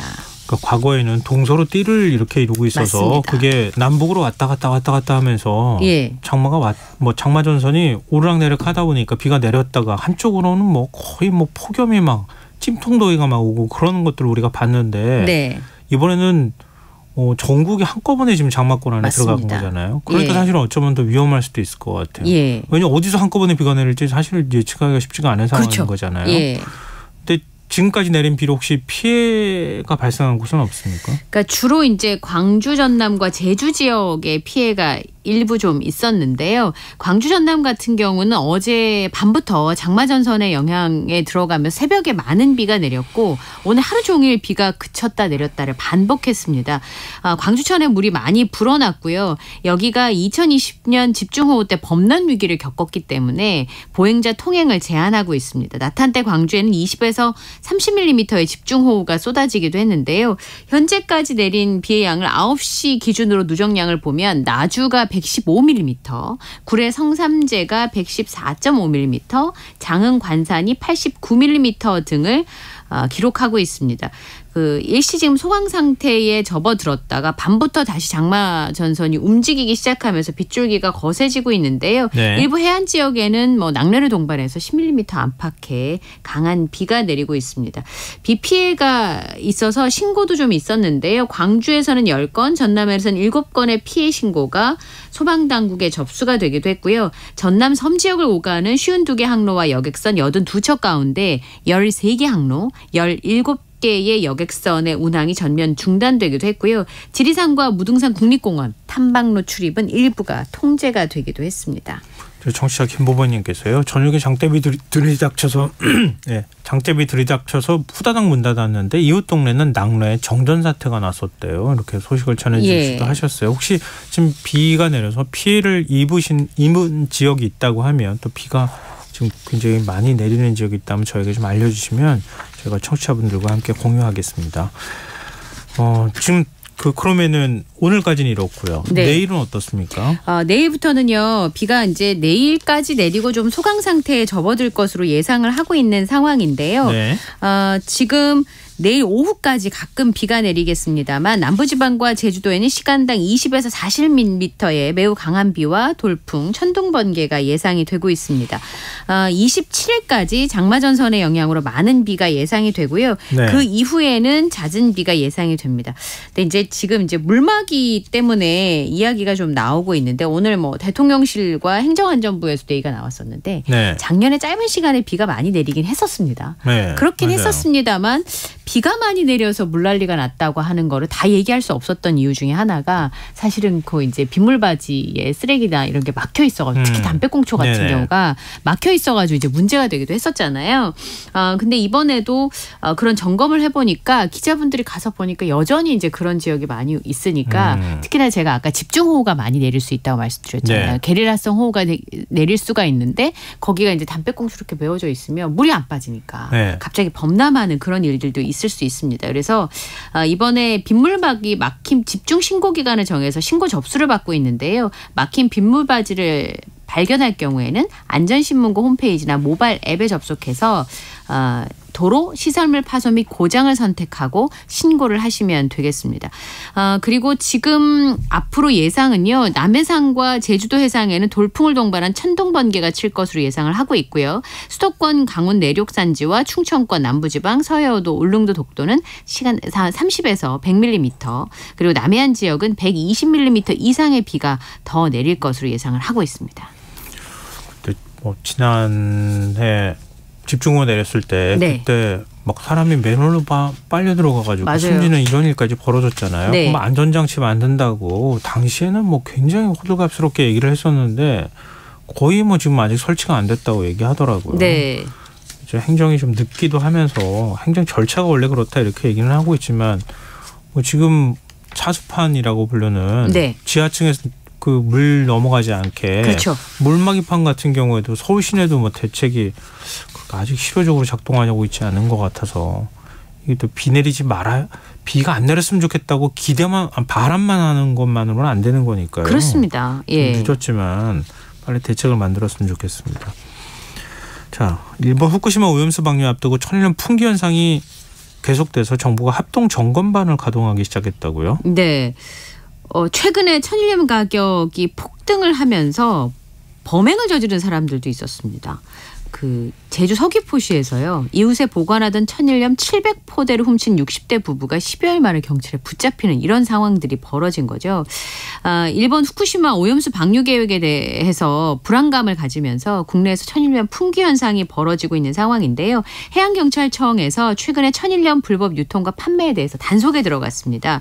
우선은 시세 차익을 노리고 수입산 소금을 국내산으로 둔갑시켜서 판매하는 불법 행위가 급증할 것으로 예상을 해서 사전 차단한다는 취지인데요. 포대갈이라고 해서 생산지를 바꿔서 기재하는 경우 또는 제조 과정에서 수입산 소금을 좀 첨가해서 중량을 좀 늘린다든지 국내산으로 허위 표시하는 섞어 팔기 등의 수법을 집중적으로 단속을 합니다. 해경과 해양수산부 지자체 등으로 구성된 정부 합동점검반이 전국 천일염 생산량의 80% 이상이 전라남도 신안 일대에서 나오거든요. 여기 현장 점검에 들어간 상황인데요. 천일염 생산, 유통 동향, 출하전 보관 등을 점검하는데 이거를 이제 충청하고 경기권까지 확대할 예정이라고 합니다. 그리고 지금 현재 해양수산부에서는 희망제 한에서는 천일염 이력제를 시행하고 있는데 요거를 의무화하는 방안들도 강구하고 있는 상황이고요. 해수욕장에 대해서 긴급 방사능 긴급조사도 실시해 보니까 현재까지는 부산 해운대 광안리, 제주 함덕과 중문 색달, 인천 을왕리 해수욕장에서는 특이사항이 없는 것으로 확인이 됐는데 좀 더 잦게 조사를 한다든지 조사 기간을 좀 짧게 한다든지 아니면 조사하는 시점들을 좀 더 지점을 넓힌다든지 하는 방안을 지금 고민하고 있다고 합니다. 네, 이거 사실은 우리 그런 얘기 많이 했었잖아요. 미세먼지 때도 그렇지만 미세먼지가 온다 하고 난 다음에 연구조사하면은 비교 자료가 없게 되잖아요. 네. 그러니까 미리미리 나중에 만약에 방류를 했을 때 그때 뭔가 문제가 있을 걸 대비해서 자료를 하나하나씩 차곡차곡 쌓아놓는 과정이 필요하지 않을까. 그게 이제 국제사회에서 우리가 문제가 있다. 진짜 문제가 있다면 그걸 방류를 저지해야 된다라고 하는 여론을 만들 수 있지 않겠습니까? 근데 요즘 뭐 천일염도 그렇지만 다시마하고 미역 매출이 급등하고 있다고요? 네. 이게 이제 특징이 좀 있는데요. 말씀드렸던 것처럼 다시마, 미역, 김 같은 경우는 오래 보관해서 또 어느 정도는 보관을 해서 먹을 수 있는 제품이죠. 그렇죠. 말려가지고 먹는 그리고 거니까. 이제 미역의 경우에는 특히 임산부나 어린이들이 이제 먹게 되는 음식이잖아요. 그러니까 더더구나 이런 데 예민할 수밖에 없는 거예요. 네. 후쿠시마 원전 오염수 방류 이슈 때문에 소금뿐만 아니라 다시마와 미역 해조류 매출이 늘고 있습니다. 지난 12일부터 25일까지 이게 이제 오염수 방류 설비 시운전이 시작된 날로부터 25일까지 소금 매출 같은 경우는 지난해 같은 기간에 비해서 156.3%가 늘었고요. 다시마가 92.9%, 미역이 69.9%. 그러니까 저장이 가능한 해조류 매출이 덩달아 늘어나고 있는 상황입니다. 같은 기간에 다른 마트에서도 소금 매출은 150%, 다시마, 미역, 김 같은 해조류는 20% 이상 늘어난 상황인데요. 이런 부분에 있어서는 분명히 소비자들의 불안감이 있는 건 사실인 것 같고요. 소금 같은 경우도 1인당 구매 제한을 지금 두고 판매하는 지역들도 나오고 있습니다. 네, 맞습니다. 지금 수산시장 찾는 손님들은 또 끊겼다고요? 네. 실제로 노량진 수산물 도매시장에 굉장히 많이들 가시잖아요. 네. 물론 이제 지금 장마가 시작돼서 아무래도 이전보다는 소비가 조금 줄 수는 있습니다만 그래도 원전 오염수 방류 논란이 수산물 시장에 영향을 주고 있는 것은 분명해 보입니다. 지난 주말에 전복 다시 주문하시겠다고 했다 이번 주 취소한다 이런 전화를 받았다는 상인분들도 있고요. 가게에 와서 해산물 먹어도 되냐 이렇게 물어보시는 소비자들이 많다고 합니다. 그리고 실제로 오염수 방류 얘기가 나오고 난 이후에는 매출이 20%가량 줄었다고 하니까요. 이제 시장에서 근무하신 상인분은 이제 답답하신 상황인 거죠. 네. 수산시장에 판매하는 수산물을 여러 방식으로 조사를 해서 이제 기준치나 아니면 이런 근거들을 소비자들에게 설명을 하더라도 이미 이제 언론에서 굉장히 많이 보도가 되고 있기 때문에 소비자 심리에 영향을 주는 것은 또 어떻게 할 수 없는 그런 부분들이 좀 있습니다. 그래서 아까 말씀드렸던 것처럼 내달부터 후쿠시마 오염수 방류가 시작될 것으로 전망을 하고 있고요. 정부에서는 해양 방사능 조사 지점을 확대한다든지 아니면 세슘이나 삼중수소가 지금 제일 문제가 되고 있으니까 농도의 분석 주기를 좀 줄인다든지 그리고 대형 위판장을 중심으로 해서 유통하기 전에 전 어종을 검사하는 체계를 구축한다든지 관련 대책을 내놓은 상황입니다. 네, 알겠습니다. 지금 여러분께서는 KBS 일라디오 김성환의 시사회와 함께하고 계십니다. 밤참스 계속 이어가겠습니다. 저희가 몇 차례 소식을 전해드린 적도 있었는데요. 지난해 12월 강릉 급발진 의심 사고가 발생하지 않았습니까? 네, 지금 현재 재판이 진행 중인데요. 손자를 잃은 할머니 측에서 차량 결함을 재차 주장하고 나섰다고요? 네. 사고는 작년 12월 6일에 할머니가 몰던 차량이 앞선 차량을 들이받고 600m가량을 질주하다가 도로 옆에 지하 통로에 추락하는 사고가 발생을 했는데요. 두 번째 기일에서 두 가지 근거로 이건 급발진으로 인한 불가피한 사고였다. 이런 논리를 주장하고 있습니다. 첫 번째는요. 사건 그 기록 장치, 사고 기록 장치인 EDR이 신뢰성이 없다라고 하는 부분을 주장을 하고 있는데요. 네. 예를 들어서 차량 전복 과정에서 몸이 옆으로 쓰러지잖아요. 그러면 운전자가 혹시 가속 페달을 밟았다고 하더라도 만약에 몸이 쓰러지는 상황에서 정상적으로 계속 풀로 가속 페달을 밟을 수 있을까요? 힘들지 않을까. 자신 몸 하나 가누기도 힘든 상황인데 그런데 이 사건 그 사고 기록 장치에는 100% 혹은 99%를 풀로 밟았다고 이제 인정을 하는 수치인데 몸이 쓰러지고 옆으로 쓰러지는 상황에서도 여전히 지속해서 밟은 것으로 사고 기록 장치에 기록이 되어 있다는 거죠. 그러면 이 EDR이라고 하는 사고 기록 장치의 신뢰도가 떨어진다 이런 주장을 하고 있는 겁니다. 네. 차량이 벽을 뚫고 나가서 운전자가 정신을 잃었는데 가속 페달을 100% 밟았다라고 하는 것은 물리적으로 불가능하다는 거죠. 에어백이 터져서 얼굴을 맞았으니까 자세 균형이 흐트러졌을 테고 그러면 이렇게 가능하지 않을 것이다 라는 주장을 하나 했고요. 두 번째 주장은요. 이게 급발진이라고 하는 그러니까 차량 자체 결함이 있었다라고 하는 주장은 이전에 대전지법에서 50대 운전자가 치사 혐의로 기소가 됐는데 무죄를 선고한 일이 있었습니다. 네. 그 당시 재판부가 13초 동안이나 가속 페달을 브레이크로 착각해서 밟는 것 자체는 쉽게 판단하기 어렵다. 그러니까 운전자의 잘못이 아니라 차량이나 다른 것에 문제가 있을 것이라고 생각을 하고 운전자에게 무죄를 선고한 일이 있었는데 이번에 이 사고는 13초보다 2배 이상 긴 30초 동안 가속 페달을 밟았다. 근데 그렇다고 하더라도 사고 5초 전에 차량의 속도가 110km였거든요. 네. 근데 RPM이 5,500까지 올라갔는데 속도는 거의 증가를 하지 않았어요. 근데 가속 페달은 30초 이상 밟았어요. 그러면 이게 EDR 감정 결과가 사람에게 문제가 있다기보다는 기계 장치에 좀 의심스러운 정황이 있다 이런 주장을 하고 있는 상황입니다. 현재는 이 A씨와 그의 가족들이 제조사를 상대로 해서 7억 6천만 원 규모의 손해배상 청구 소송을 지금 하고 있는 상황인데요. 다음에 이제 변론 기일 때는 27일인데 전문 감정인을 선정해서 이 부분들을 확인할 계획입니다. 글쎄요. 이게 처음에는 헷갈려가지고 브레이크 밟아야 될 걸 악셀을 밟았다 이렇게 얘기할 수 있겠지만 30초 동안 계속 밟을 수 있나? 사고가 나서 이렇게 전복되는 상황에서? 저는 운전을 하지만 RPM 5,500까지 밟아본 적이 기억이 한 번도 없는 것 같거든요. 네. 이게 과연 맞는 건가? 정말 기록이 정확한 거냐? 아니면 뭔가 결함이 있었던 거냐? 이거 가지고 지금 법정 다툼을 벌일 가능성이 매우 높겠네요. 네. 그리고 경북 영주에서 이게 악어에 의해서 표범이 발견됐다는 신고가 접수됐다고요? 그러니까요. 우리나라에 악어가 사나? 저는 이제 문득 그런 생각을 했는데. 그러니까 이번에 어떤 일이 있었냐면요. 24일 날 밤에 영주시 상망동의 한 여성이 표범이 마당 앞까지 내려왔다. 발자국이 보인다 이렇게 경찰에 신고를 했어요. 그래서 지역의 야생동물 보호협회에 확인을 해보니까 그 발자국이 표범으로 추정된다라고 진술을 했습니다. 그래서 환경보호과에서 현장에다 직원을 보내서 15cm 크기의 발자국 사진을 남겼는데요.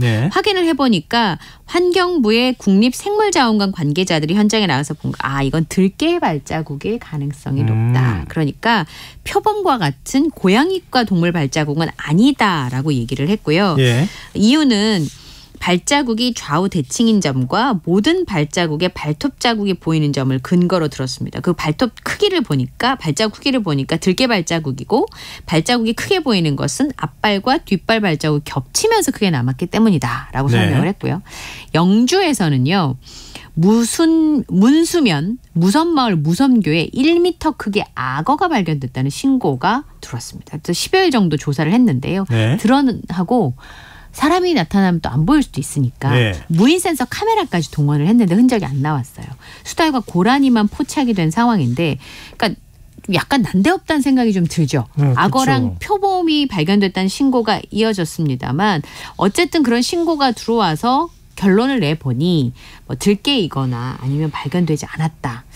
이렇게 정리가 돼서요. 좀 해프닝으로 끝나는 분위기인데요. 좀 놀랍기는 하죠. 지금 연이어서 이런 해프닝으로 끝났으면 좋겠어요. 근데 요즘에 이런 악어를 기르는 집들이 사람들이 있고. 많으니까. 네, 그러니까 그런 데서 만약에 탈출을 한다거나 그렇죠. 이러면 진짜로 발견될 가능성 뭐 배제하기는 어려운 거잖아요. 네, 맞습니다. 그러니까 자연 상태에 뭐 악어가 산다고 보기는 어려울 것 같고요. 네. 그냥 해프닝으로 끝났으면 좋겠네요. 자, 마지막 뉴스입니다. 부산에서 6.25 전쟁 참전 용사인 80대 남성이 생활그룹 반창고리를 훔치다가 경찰에 붙잡혔다는 소식 아는 바 많은 분들이 아실 것 같은데요.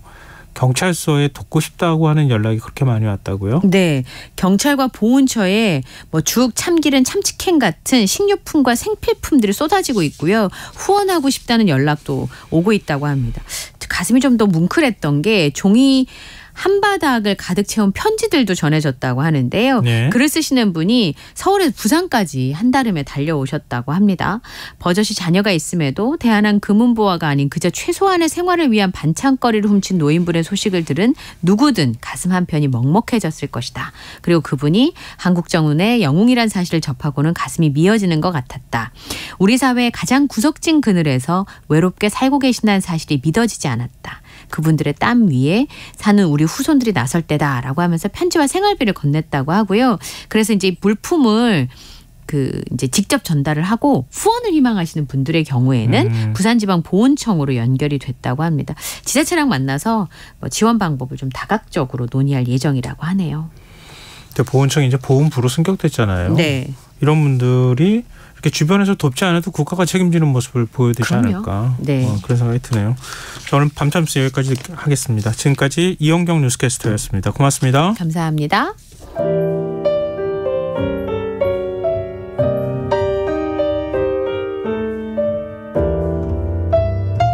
내일의 품격. 김성환의 시사야에서 챙겨가세요. 하루를 마무리하는 시간 꺼내보는 당신의 지식 창고. KBS 1라디오 김성환의 시사야.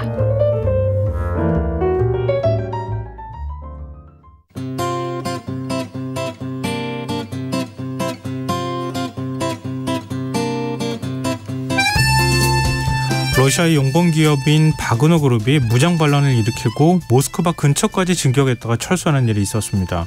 반란은 하루 만에 끝났지만 이번 사태를 계기로 푸틴 대통령의 리더십이 위기를 맞았다, 이런 분석이 나오고 있는데요. 이번 사태가 또 우크라이나 전쟁에는 어떤 영향을 미칠지 세계 이면 시간에서 자세히 살펴보도록 하겠습니다. 외신캐스터 전지현 씨 나와 계십니다. 안녕하세요. 네, 안녕하세요. 이번 사태를 먼저 정리부터 좀 해보죠. 네, 현지 시간으로 23일 밤에 러시아 용병 기업 바그너 그룹의 수장인 예브게니 프리고진이 러시아 국방부가 자신들의 후방 캠프를 미사일로 공격했다라고 주장을 하면서 세르게이 쇼이구 러시아 국방장관을 비롯한 군의 수뇌부를 처벌해라라고 요구를 했습니다. 우크라이나 전에 지금 병력이 투입이 돼서 그렇습니다. 최전선에서 바흐무트에서 싸우고 있던 용병 기업이 바로 바그너였고, 우크라이나하고 싸울 생각을 안 하고 어찌 됐든 간에 러시아가 그렇습니다. 나를 공격했으니 나는 러시아를 공격하러 가겠다, 이렇게 된 거잖아요. 그렇습니다. 그래서 우크라이나에 있다가 이제 국경을 넘어서 이제 러시아로 진격을 한 건데요. 당연히 러시아는 이건 아니다라고 판단을 내렸겠죠. 그래서 프리고진을 무장 반란 선동 혐의로 입건을 하고 체포 명령을 내렸습니다. 바그너 그룹에 대해서는 대테러 작전 체제도 발령을 했고요. 근데 이렇게 반란을 일으킨 지 몇 시간 만인 24일 오전에 러시아 남부의 주요 군사 거점인 로스토프 나누드를 바그너 그룹이 점령을 해버렸어요. 그러니까 이게 한 7시 반쯤이었는데 아침 10시쯤에 오전 10시쯤에 푸틴 대통령이 갑자기 대국민 연설을 했습니다. 바그너 그룹의 무장 반란은 반역이다, 이렇게 정의를 내리면서 가혹하게 처벌하겠다라고 경고를 내렸는데요. 그랬는데도 바그너 그룹이 더 진격을 했어요. 하루 만에 1000km 전차를 움직였습니다. 그래서 그게 우리가 그룹이라고 얘기하지 일종의 네. 군대잖아요. 그렇습니다. 막 탱크를 막 몰고 네, 가더라고요. 그렇죠. 그래서 네. 미사일로 격추도 시키고요. 모스크바를 향해 계속 진격을 했는데 24일 오후에 갑자기 프리고진이 병력을 철수하겠다라고 발표를 하면서 네. 우리는 모스크바에서 200km 떨어진 곳까지 진격을 한 상황이었다. 이렇게 얘기를 했습니다. 이에 대해서 벨라루스 대통령실은 푸틴 대통령과의 합의에 따라서 루카셴코 대통령이 프리고진과 협상을 했다. 그래서 양측이 러시아에서 유혈 사태가 벌어지는 건 용납할 수 없다는 데 뜻을 모았다라고 설명을 내놨고요. 크렘린궁은 프리고진에 대한 형사 입건은 취소될 것이고 프리고진은 벨라루스로 떠날 것이다. 이렇게 발표를 했는데요. 그래서 결국 바그너 그룹의 무장 반란은 하루 만에 마무리가 됐습니다. 근데 이해가 안 됐던 게 네. 푸틴 대통령이 우크라이나 공격하면서 네. 나토가 우크라이나까지 들어오면은 네. 모스크바하고 한 800km 정도밖에 안 떨어져가지고 우리가 위협당한다. 그렇죠. 그거였잖아요. 네네. 근데 자기 전쟁을 수행했던 그 집단이. 일종의 네. 뭐라 용병이 그렇죠. 모스크바 200km까지 지금 들어갔다는 거 코앞까지 온 아니에요? 거잖아요. 말도 안 되는 일이 벌어진 그러니까요. 건데. 네네. 근데 예부게니 프리고진이라는 사람이 푸틴 대통령하고도 인연이 굉장히 많다고요. 굉장히 깊습니다. 최측근 중에 최측근 중에 한 명이었는데요. 네. 푸틴 대통령하고 같은 상트페테르부르크 출신이에요. 그래서 97년에 푸틴 대통령이 상트페테르부르크의 부시장을 지냈습니다. 그 시절에 고급 레스토랑을 운영했는데 자주 방문을 했대요. 푸틴 당시 부시장이. 예. 그래서 푸틴 대통령이 된 이후에 크렘린궁의 연회에 음식을 제공했습니다. 그래서 푸틴의 요리사. 라고 이제 별명이 붙었는데, 그래서 여기서 끝난 게 아니라 그 크렘린궁의 만찬을 다 도맡았고 그 인연으로 러시아 정부와 군에 음식을 제공하는 케이터링 사업 계약을 따냈어요. 그래서 돈을 굉장히 많이 벌면서 러시아의 신흥 재벌이 됐습니다. 그러다가 2014년에 체첸 전쟁의 지휘관 출신이었던 드미트리 우트킨과 용병 기업인 바그너 그룹을 공동 설립을 했어요. 그러면서 푸틴 대통령의 최측근 자리를 굳히게 됐는데요. 이 바그너 그룹이라는 이름은 공동 설립자였던 우트킨이 작곡가 바그너를 숭배해서 붙였던 이름입니다. 네. 이 이후에 이제 이 바그너 그룹의 별명이 푸틴의 살인 용병이다 이런 얘기가 붙었어요. 그래서 크림반도, 우크라이나 동부의 돈바스의 칠러 세력을 지원하면서 우크라이나 정부와의 대립을 부추겼습니다. 그리고 시리아, 리비아, 수단, 말리 뭐 이렇게 중동과 아프리카에서 벌어진 각종 분쟁에도 개입을 했거든요. 현재 독재 정권들을 도우면서 광물 채굴 같은 여러 이권 사업을 따냈는데 이때 바그너 그룹이 챙긴 돈의 대부분이 푸틴 대통령의 통치 자금으로 쓰였다. 이런 관측이 나오고 있습니다. 이른바 푸틴 대신에 더러운 전쟁을 수행했던 그렇습니다. 용병 기업의 수장이었던 사람인데 그렇습니다. 네. 왜 배신한 겁니까? 그게 참 궁금하잖아요. 일단 프리고진과 정규군, 러시아군의 수뇌부 간의 좀 세력 다툼 때문이다라는 분석이 좀 유력한데요. 네. 작년 9월에 전황이 좀 러시아에 불리해지니까 이 바그너 그룹이 그때 형기를 마치지 않은 죄수 부대를 동원했어요. 그래서 우크라이나의 최대 격전지인 동부 바흐무트, 솔레다르 같은 최전선에서 싸움을 벌였습니다. 근데 올 초부터 프리고진이 계속해서 내놓은 얘기가 탄약 지원이 부족하다. 러시아군이 우리를 지원하지 않는다라는 그런 불만을 나타냈거든요. 네. 그래서 쇼이그 국방장관 등 군 수뇌부를 공개적으로 많이 비난을 했습니다. 안 도와주면 바흐무트에서 철수한다 뭐 이렇게 위협을 하기도 했고요. 그런데 쇼이그 장관이 지난 10일에 모든 비정규군에게 국방부와 정식 계약을 체결하라 이런 지시를 내렸습니다. 그러니까 바그너 그룹도 그 프리고진의 휘하에서 계속 활동할 수 있는 게 아니라 러시아 정규군 안으로 편입이 돼야 되는 그런 상황이 펼쳐진 거예요. 네네. 당연히 프리고진은 거부를 했겠죠. 그런데 그 14일에 그동안 양측에서 중립을 지켜왔던 푸틴 대통령이 국방부의 정책을 지지한다라면서 쇼이구 장관의 손을 들어줬습니다. 그러니까 이 프리고진이 바그너 그룹에 대한 지휘권이 박탈돼서 정치적으로 또 개인적으로 위협을 느꼈기 때문이다. 통제권을 잃지 않으려고 반란에 나섰을 가능성이 있다. 이런 관측이 있고요. 그리고 이제 영국 텔레그래프지는 영국 보안 소식통을 인용해서 이번에 하루 만에 이제 중단을 한 이유에 대해서 러시아 정보기관이 프리고진에게 가족을 해치겠다고 위협을 했다. 그래서 모스크바 진격을 전격 중단했다. 이런 보도를 내놓기도 했는데요. 이 바그너 그룹 용병 부대 수는 그동안 한 2만 5천 명 수준이다. 이렇게 알려졌거든요. 그런데 네.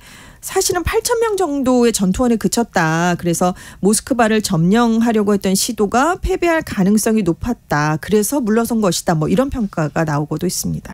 정규군이 이 전투를 수행했던 8,000명이 얼마나 많은 숫자예요. 그렇죠. 장비도 어마어마한데. 장비도 어마어마하고 여긴 전투력이 굉장히 센 전투원들이거든요. 네, 전투 경험도 굉장히 많은 병사들인데.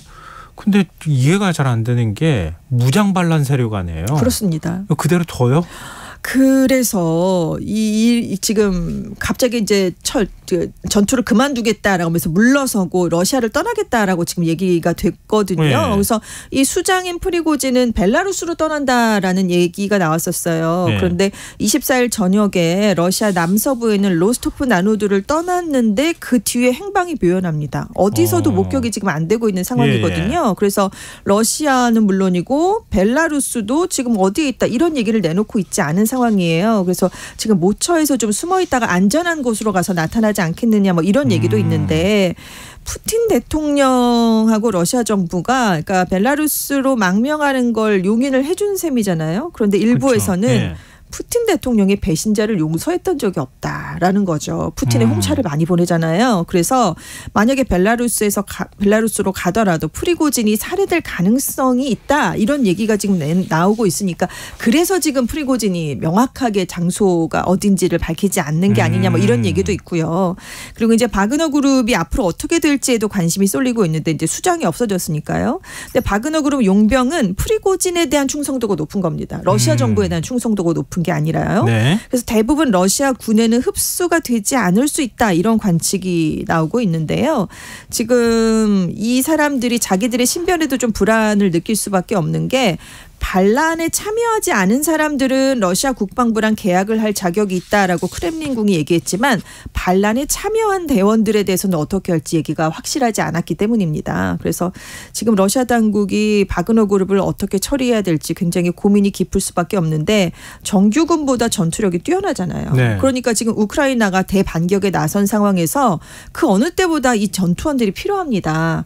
그리고 이제 아프리카 같은 여러 나라에도 파견됐었다고 말씀을 드렸잖아요. 네. 러시아 외교를 지원하는 비공식 임무를 수행하는데 이 바그너 그룹이 갑자기 없어지면 그걸 대체할 무슨 정규 외교관들을 보내야 되는데 이게 뭐 하루빨리 뭐 될 수 있는 것도 아니고 그렇다고 반란을 일으켰는데 이들을 아무 일도 없었던 것처럼 똑같이 이전처럼 대우를 하면 또 다른 곳에서 불만이 나올 수가 있고요. 리더십엔 또 타격이 있을 수도 있으니까 이래저래 지금 굉장히 바그너 그룹 처리에 대해서 러시아가 어떻게 할지 좀 지켜봐야 될 것 같습니다. 근데 이렇게 전쟁을 용병이 담당하는 게 맞나 뭐 이런 생각도 그렇죠. 좀 하게 되고요. 네. 예전에 이라크 전할 때 미국도 네. 경호업체 써가지고 용병처럼 부렸었잖아요. 그렇습니다. 네. 거기에 따르는 뭐 굉장히 잔혹함이나 그렇죠. 뭐 이런 것들도 많이 문제가 됐었는데 어찌 됐든 간에 푸틴 대통령이 이렇게 믿었던 네. 바그너 그룹이고 그 수장이 결국 푸틴 대통령한테 칼을 겨눈 셈이 된 그렇죠. 거잖아요. 네. 푸틴 대통령 리더십은 정말 실추가 될 수밖에 없을 것 같은데. 그렇습니다. 그래서 지금 23년 동안 집권을 하고 있는데 푸틴 대통령이 맞은 가장 심각한 위기다 이런 평가가 나오고 있어요. 그 자신의 측근에게 배신을 당해서 흔들린다는 걸 상상을 할 수 없었기 때문인데요.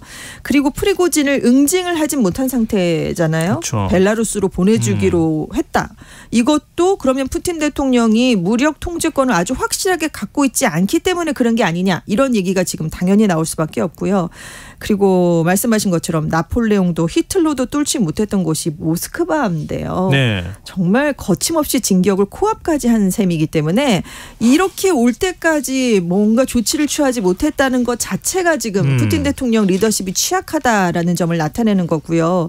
그리고 이렇게 북진을 하는 동안 러시아 군이 제대로 대응을 못한 것뿐만이 아니라 이 용병이 지나가는 길목에 러시아인들이 나와서 환영하는 모습을 보였습니다. 맞아요. 그렇죠. 막 탱크에 올라갔더라고요. 그리고 프리고진과 함께 시민이. 셀카도 찍고요. 네. 그래서 푸틴 정권이 민심을 또 잃은 게 아니냐 이런 얘기가 당연히 지금 나오고 있는 상황이에요. 그래서 일부에서는 우크라이나 전선에 러시아 정규군 병력이 집중적으로 투입이 되면서 정작 본토를 방어하는 데는 구멍이 생긴 게 아니냐 이런 분석도 나오고 있고요. 그리고 푸틴 대통령이 프리고진이 반란을 일으킬 것이라는 계획을 최소 24시간 전에 전에 보고받은 것으로 보인다라는 외신 보도가 나왔습니다. 하긴 미국도 알았다니까. 그렇습니다. 그래서 아니 24시간이라는 시간이 있었는데 그 전에 프리고진의 군사권을 박탈해버린다던가 반군의 이동을 저지하기 위한 조치를 미리 취하지 않은 점, 이것도 좀 이상하다라는 얘기가 나오고 있는데 근데 이제 여기에 대해서는 프리고진의 최종적인 목표가 푸틴 정권 전복은 아니었기 때문에 그래서 러시아 정부가 좀 느슨하게 대처를 한 게 아니냐 이런 얘기가 나오고 있습니다. 아, 그래도 전선을 비워두고 그렇죠. 왔는데 그건 말도 안 되는 일이잖아요. 근데 그러면은 푸틴 대통령의 리더십이 뭐 추락하거나 흔들리는 건 그렇다 치더라도 러시아 자체의 리더십이 흔들릴 수도 있는 거잖아요. 그렇습니다. 앞으로 지금 푸틴 대통령이 예전처럼 강하다는 건 아닌 걸 이제 알게 됐잖아요. 그렇잖아요. 전 세계가. 러시아의 엘리트들의 도전을 푸틴 대통령이 받거나 엘리트층이 반란을 일으키면서 분열될 가능성이 있다라는 평가가 나오고 있어요. 그리고 러시아 안에 있는 체첸공화국, 타타르 공화국들도 얼마든지 반기를 들 가능성이 있습니다.